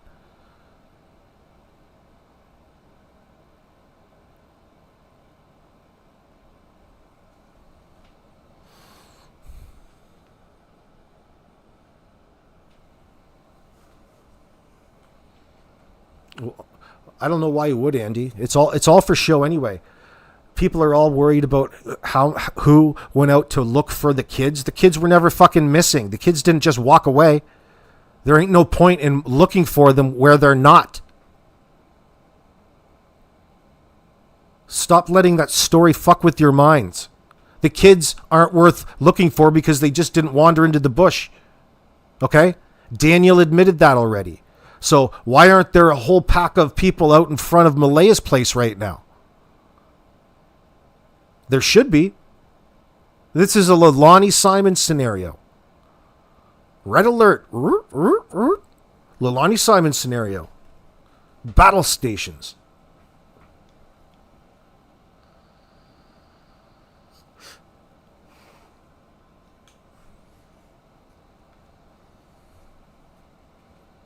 And all of these people want to get in the right position, assuming that all of these other people who have never been vetted, associated with them, would be otherwise loving, supporting people in a normal in a laboratory environment family. Well, fuck, Cody hasn't seen the kids. Belinda's never seen the kids. She told you her account. Why would they go fucking look? 2 reasons. They're not in the kids' lives. They're strangers at that point.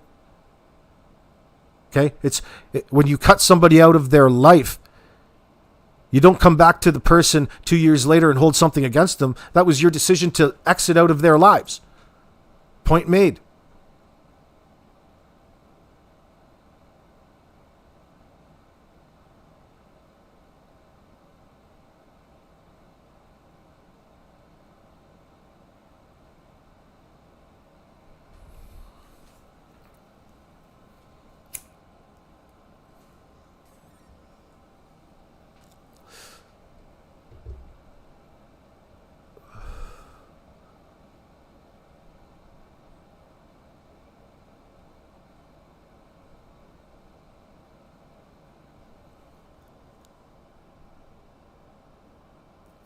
You think Milea didn't like Daniel from the beginning of that post? My partner, Daniel. Like, what the fuck does that mean? If my girl ever referred to me as her partner, there'd be a problem. Partner? We playing Cowboys and Indians? Howdy, partner.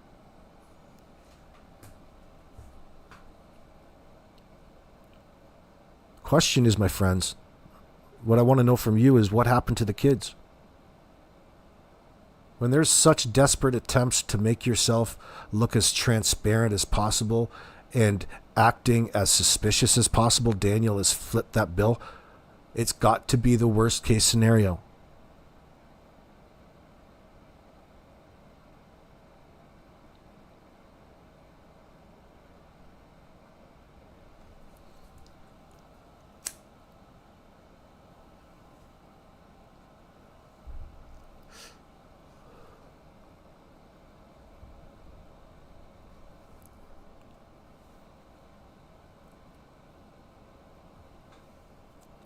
Lisa S., you're probably right. If it's even true about the new girlfriend, that's what I'm saying to you. This new girlfriend is just one of those stories in that sense. Who knows if it's even true? I'm saying it's Cher. That's what we were supposed to be looking at in that clip. Pretty sure it's Cher. Justin says he knows all about her, and he's not going to out her.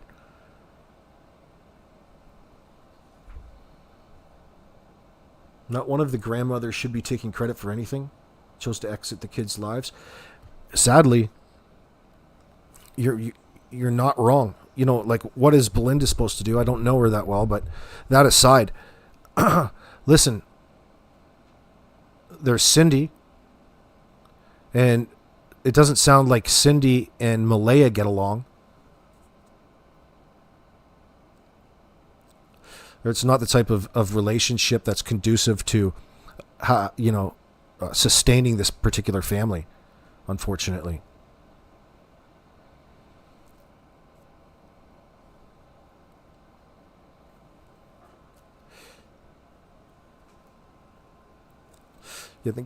Karen Jones, you're starting to see the raw deal. Milea has possibly never loved anyone, including her children and herself. Something else motivates her. Something twisted and cruel. So let's talk about the suppressed emotions in that moment. We have to assume that everybody is using in that household. It's not just a one-sided thing. It is for show for the people that you surround yourself with in the moment.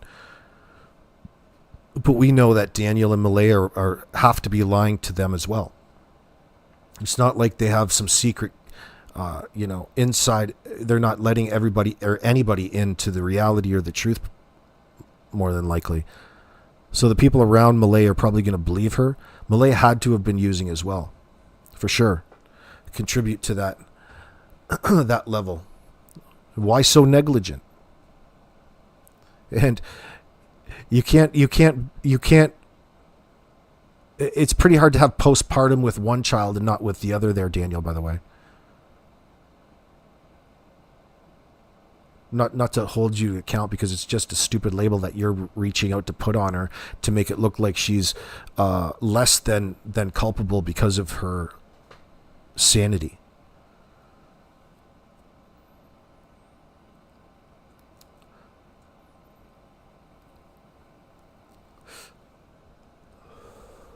First, have to figure out what happened. They have to, at bare minimum, as an investigator, get together some sort of accurate timeline. First, you're going to start off with 3 timelines. You're going to start off with the timeline that, the people that were at that particular location. And then you're going to match everything else, everybody else's loose general account. Outsiders. And then does that match up with the timeline that you've been able to build? The timeline that was completely empty on the first day that you opened up your new detective office in the corner with the windows over the parking lot.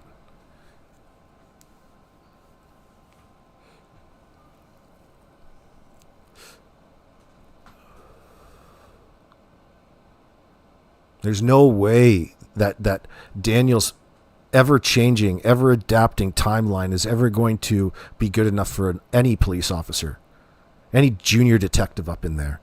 Come on. This thing is bunk.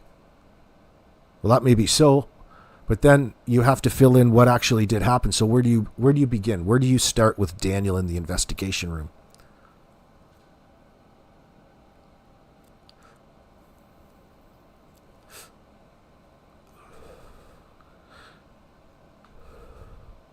Probably going to be multiple interviews, I would expect.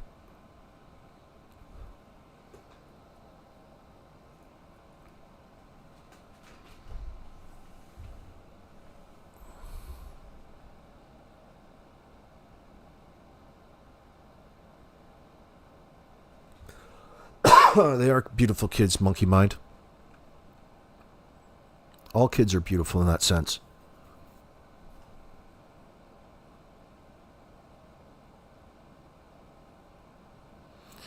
And we're looking at it, and it's always right in front of our face, and we're guilty of not scaling out. We're looking in too short of a distance. Like, you can see the generational abuse scenarios playing out here, and that's including Janie and the boys, and the deterioration of their homestead in that circumstance, their lives.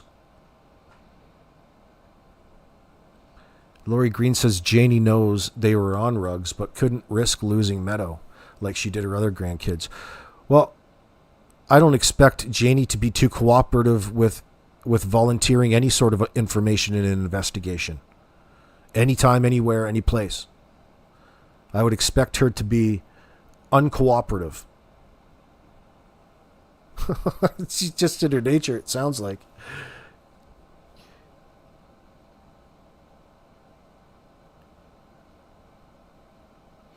Well, what the police have, Tammy, is a pile of lies and deceit.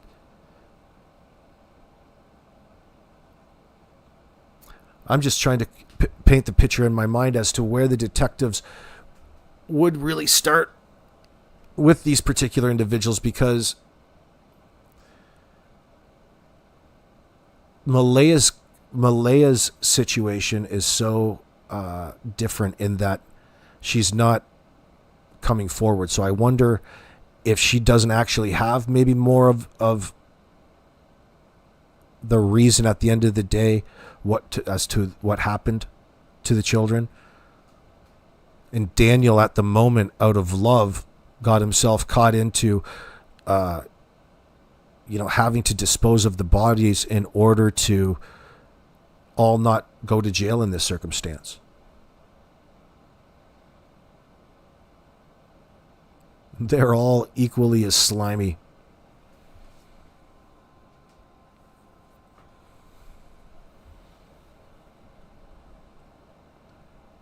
Joe Neal, leave Cody out of it. He's a nothing. Yeah, Cody's not involved in this circumstance.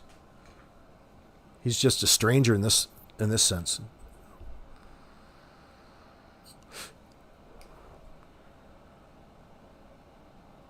You know, you could see probably Malaya wanted to break away from her abuse at home and into the arms of a person like Daniel, away from Cody, because that situation wasn't working out.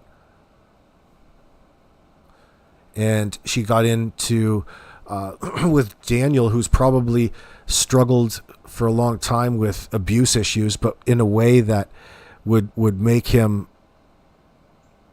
start using again over and over again. And they probably got hooked back into the cycle of using and abusing. And that just gets put onto the children.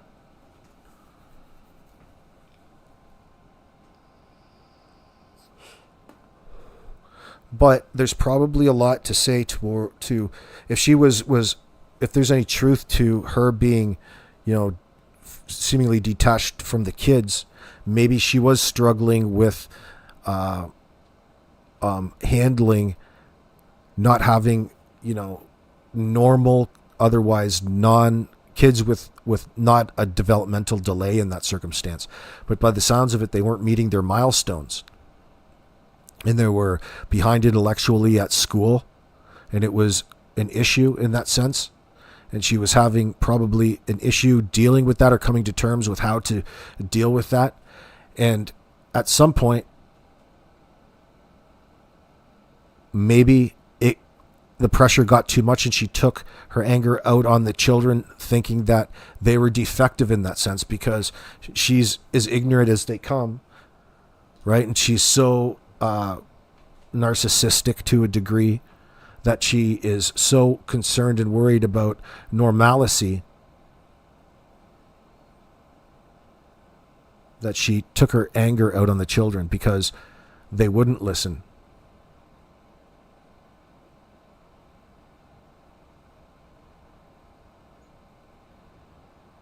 Or it could be Janie.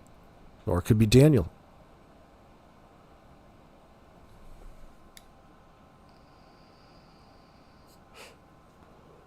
They mentioned discipline. That word concerned me. I think Daniel said that he was in charge of dishing out discipline in that sense. That worries me when a parent this early starts talking about two kids who aren't meeting their milestones and discipline, falling behind in school, autism or extreme neglect, emotional neglect. Fuck, these people are stoned all the time. They're emotionally neglecting themselves. Daniel's so fucked up in his head that he gets in front of the CBC and starts talking about his situation with two missing kids in a way that's comedic, laughable. Like you can't possibly believe the nonsense that came out of your mouth. No, it's what he wants people to believe. That's why he's there introducing it, like he was there to introduce the blanket to the RCMP, to make it look like he had nothing to hide, and he's so full of transparency. He's just, you know, vanilla ice in the circumstance. He's squeaky clean. Why the need to keep driving that narrative home on how innocent you are? What happened, Daniel? You know what happened. That's why you have the need to make it look a certain way. So you need to out with it.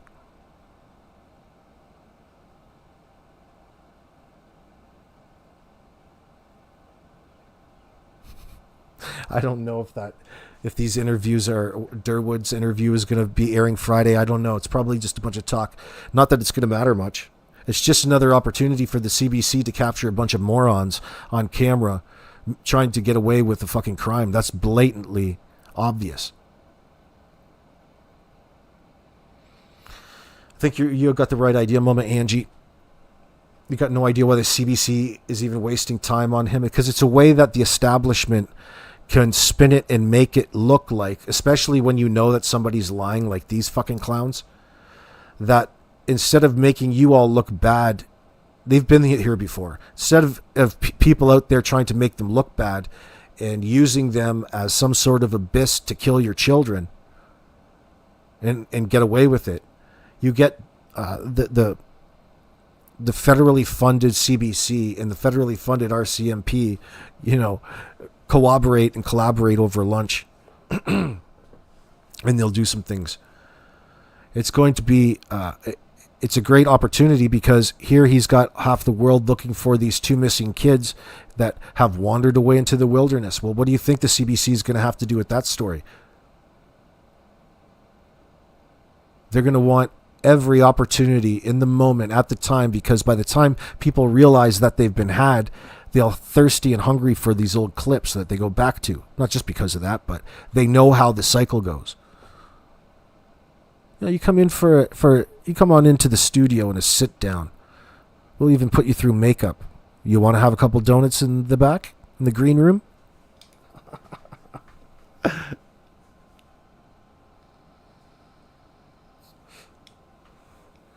He said he potty trained the kids. He did all of the care. Says just another human, etc. Well, he did a shit job because they're missing, for fuck's sakes. Yeah, I mean that's that's what sticks out of my mind too. That's the contradictory nature of the statements that come out of Daniel's mouth on a consistent basis. All right?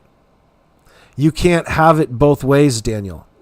Just like the story about how, he was duped by Malaya. They had his whole family believing that those kids were out in the woods. These are just things that we talk about it here. He's got to maintain a certain narrative publicly because he's told the cops his perspective. And when they dissect it a little further, he's got this option to go to. It's like a plan B, a fallback, knowing full well that your story is so shit it's not going to stand up to anything. So the only thing that they have working towards each other together is that they have this breakup going as well. So there's secondary reasons to be upset at inappropriate times and overloaded with what would otherwise pass as emotion for a bunch of people who didn't know these two were lying already.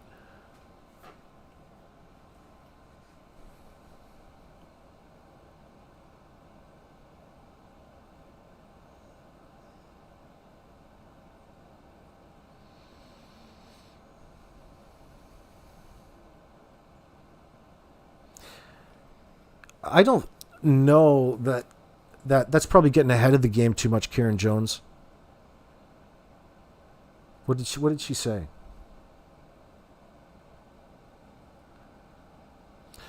See, I don't think it might be just to maintain or sustain this party lifestyle. It's the lifestyle that she's in. There's a strong possibility that she took her anger out on the kids. Both of them? Like, what the fuck happened twice? Like, think about what has been brought out about the situation with Orrin and Orson West. And really the violent ends that those two boys made. And again, they were unwanted by the family in that circumstance. They were there conditionally. Kind of rhymes here. Like Daniel, these aren't really Daniel's kids in that circumstance, so I can't imagine he's got a real keen attachment to them. They had to be around all the time so he could bang their mom. That's why you have her around. You want to know how I know? Because there's Meadow. And I mean, what the fuck were you thinking, you fucking idiot? Like, I can't believe this guy is talking about a family and living in that shithole. You should be at least taking a little bit of pride in your home to the point where it's not in such a state. And it's a nasty state.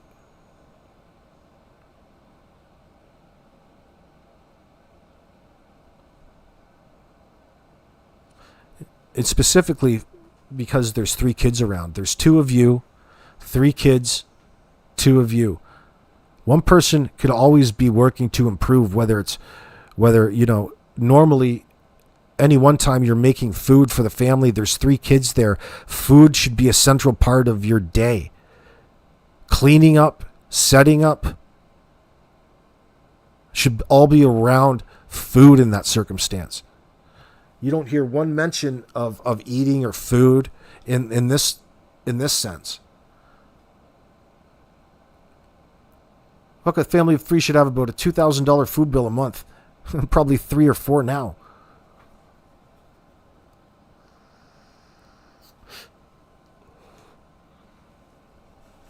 I don't think that was happening. So there's all of these contributing factors that they don't take into consideration. They're not nourishing themselves very well. Hopefully they're just straight meat eaters, probably eating fucking deer out of the bush. Janie's probably, that's her 35-foot butcher shop back there. She probably bleeds out deer, hanging them from the roof of that trailer in the back.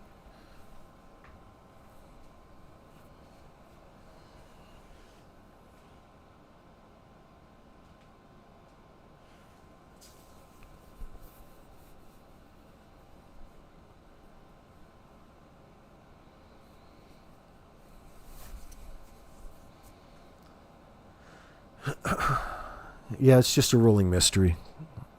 People are taken by Karen because they're always suspicious of people in alternate accounts and things. It's just natural. I was too.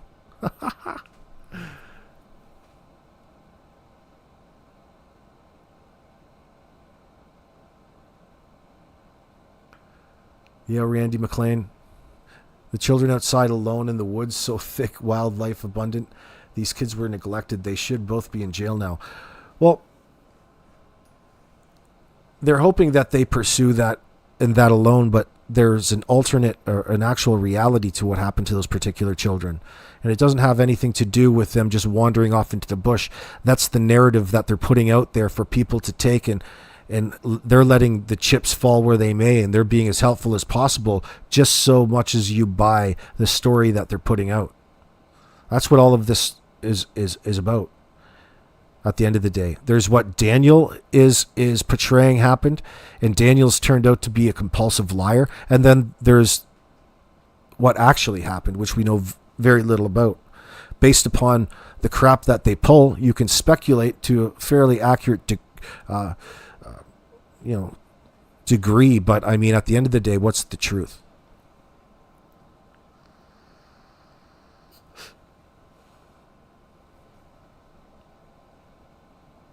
And neither of them are interested in bringing those kids home in any way. Daniel's thanking Justin over there for talking about his bullshit narrative story with all of the information that Daniel has come forward with. Not any of it is remotely important to all the stuff that he could have. Just enough information.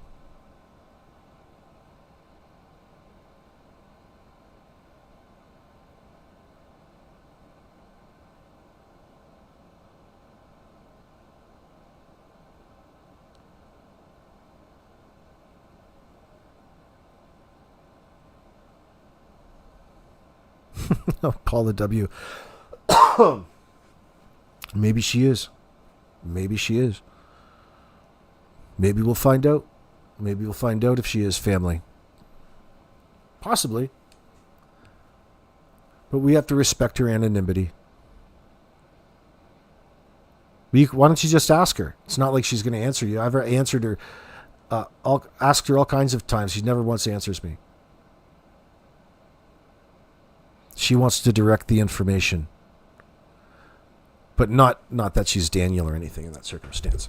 Whoops.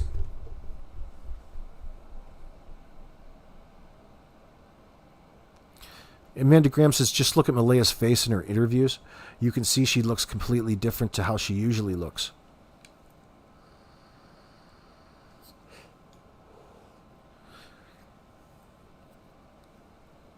Yeah. She looked a little panicky. She looked a little sleepless. You know, like disheveled, unkempt. Yeah, I tend to agree with you. It's just that there's so little of it. But yeah, I kind of made the same observation a while back. I think you're right, though.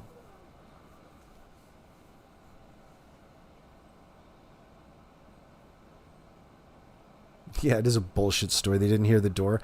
You're right. They were already up and already cognizant and awake to what was going on in the morning. All of a sudden, they checked out. The kids disappeared, and then they called 911. They're already admitted to being up and having to call the kids in sick for school. So therefore, what happened after that? Oh, the kids disappeared. Are you sure? Let's never mind the details that they've come forward with. Just erase that, right? So they get up, or they call in at 6:18, call in the kids missing, or call in the kids sick to school, and then coincidentally, they want us to believe that the kids just poof walked into the woods as you guys had your backs turned, looking after Meadow mid-morning. And then you went on this great big, tour on your four-wheelers through the bush for 32 acres, you want us to believe. Which isn't very much, by the way. But it's enough, considering that it's a bullshit story to begin with.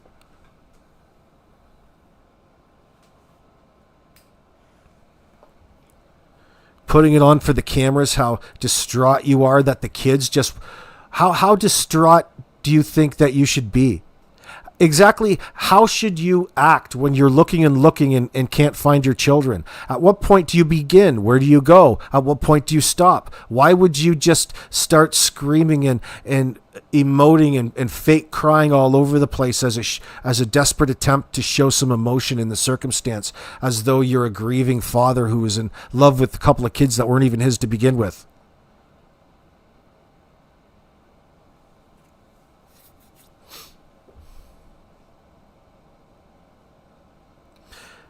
Ooh, that's good karma, Moon. They probably have been fighting. I would expect they were fighting because there ain't no fucking money to be had in there. There's all these kids that need feeding.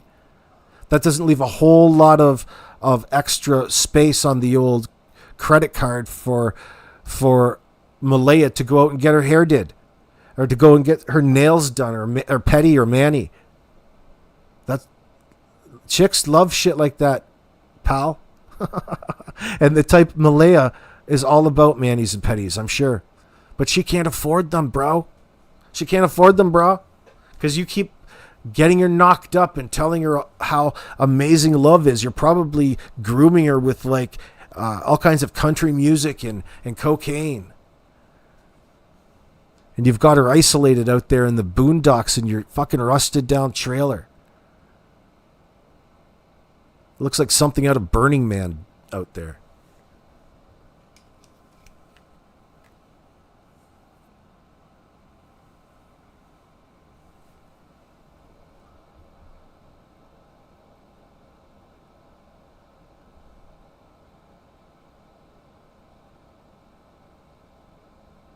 What are you saying, flight nurse? You're wondering if they don't send kids to school if they're kept up all night for whatever reason so that they don't get more CPS reports. I don't know what you're saying with that statement.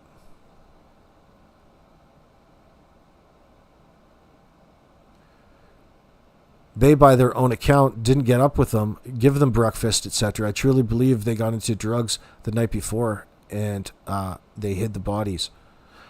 I'm starting to think, Randy, it was more violent than that. Only, not because I want to start talking about violence, but only that it doesn't make sense in that circumstance. It does make sense. I can see it. But there's a simpler reason and perhaps an easier reason. Hold on. I had to put an eye drop in. Contacts are fucking up. But it seems more likely that, first of all, a bunch of addicts, especially tweakers, are so concerned about their stash. I have a hard time believing that they keep their stash in a place that the kids could get into it and it wouldn't be on them at all times, type of thing.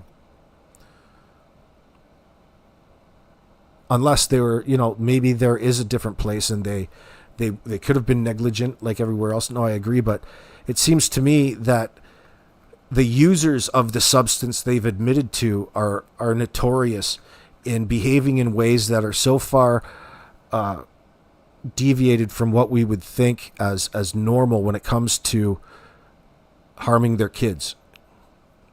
And it's common. It's common, sadly.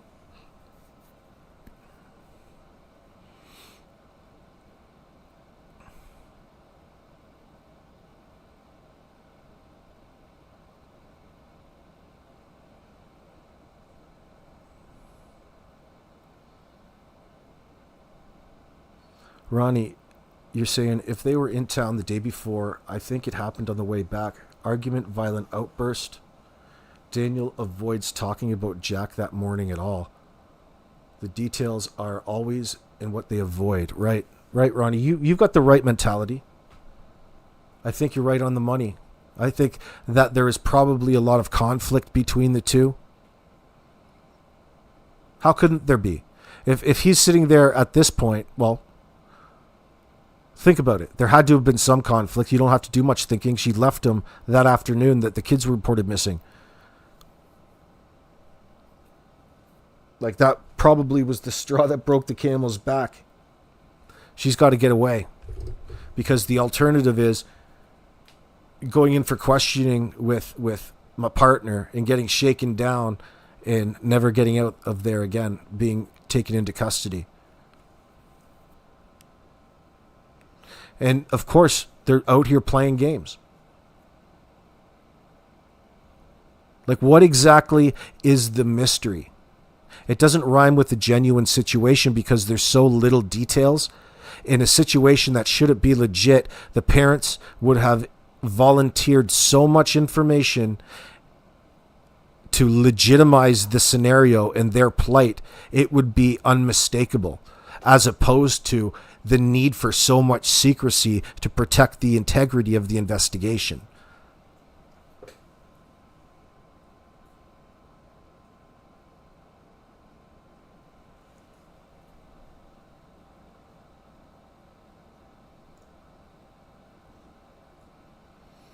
Yeah, Monkey Mind, the RCMP would have done that for sure. There's would have been all kinds of so when they go through and clear the place, there'll be body cams, so at a later date people can go back and search through it as well. But yeah, that should have all been done.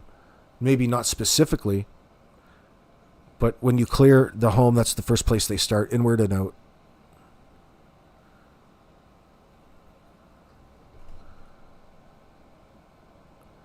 They did get a new washer, you're saying, Karen Jones? The old one was featured in one of Daniel's interviews. Think about it. Daniel's bling watch, necklace, ATV, and blankets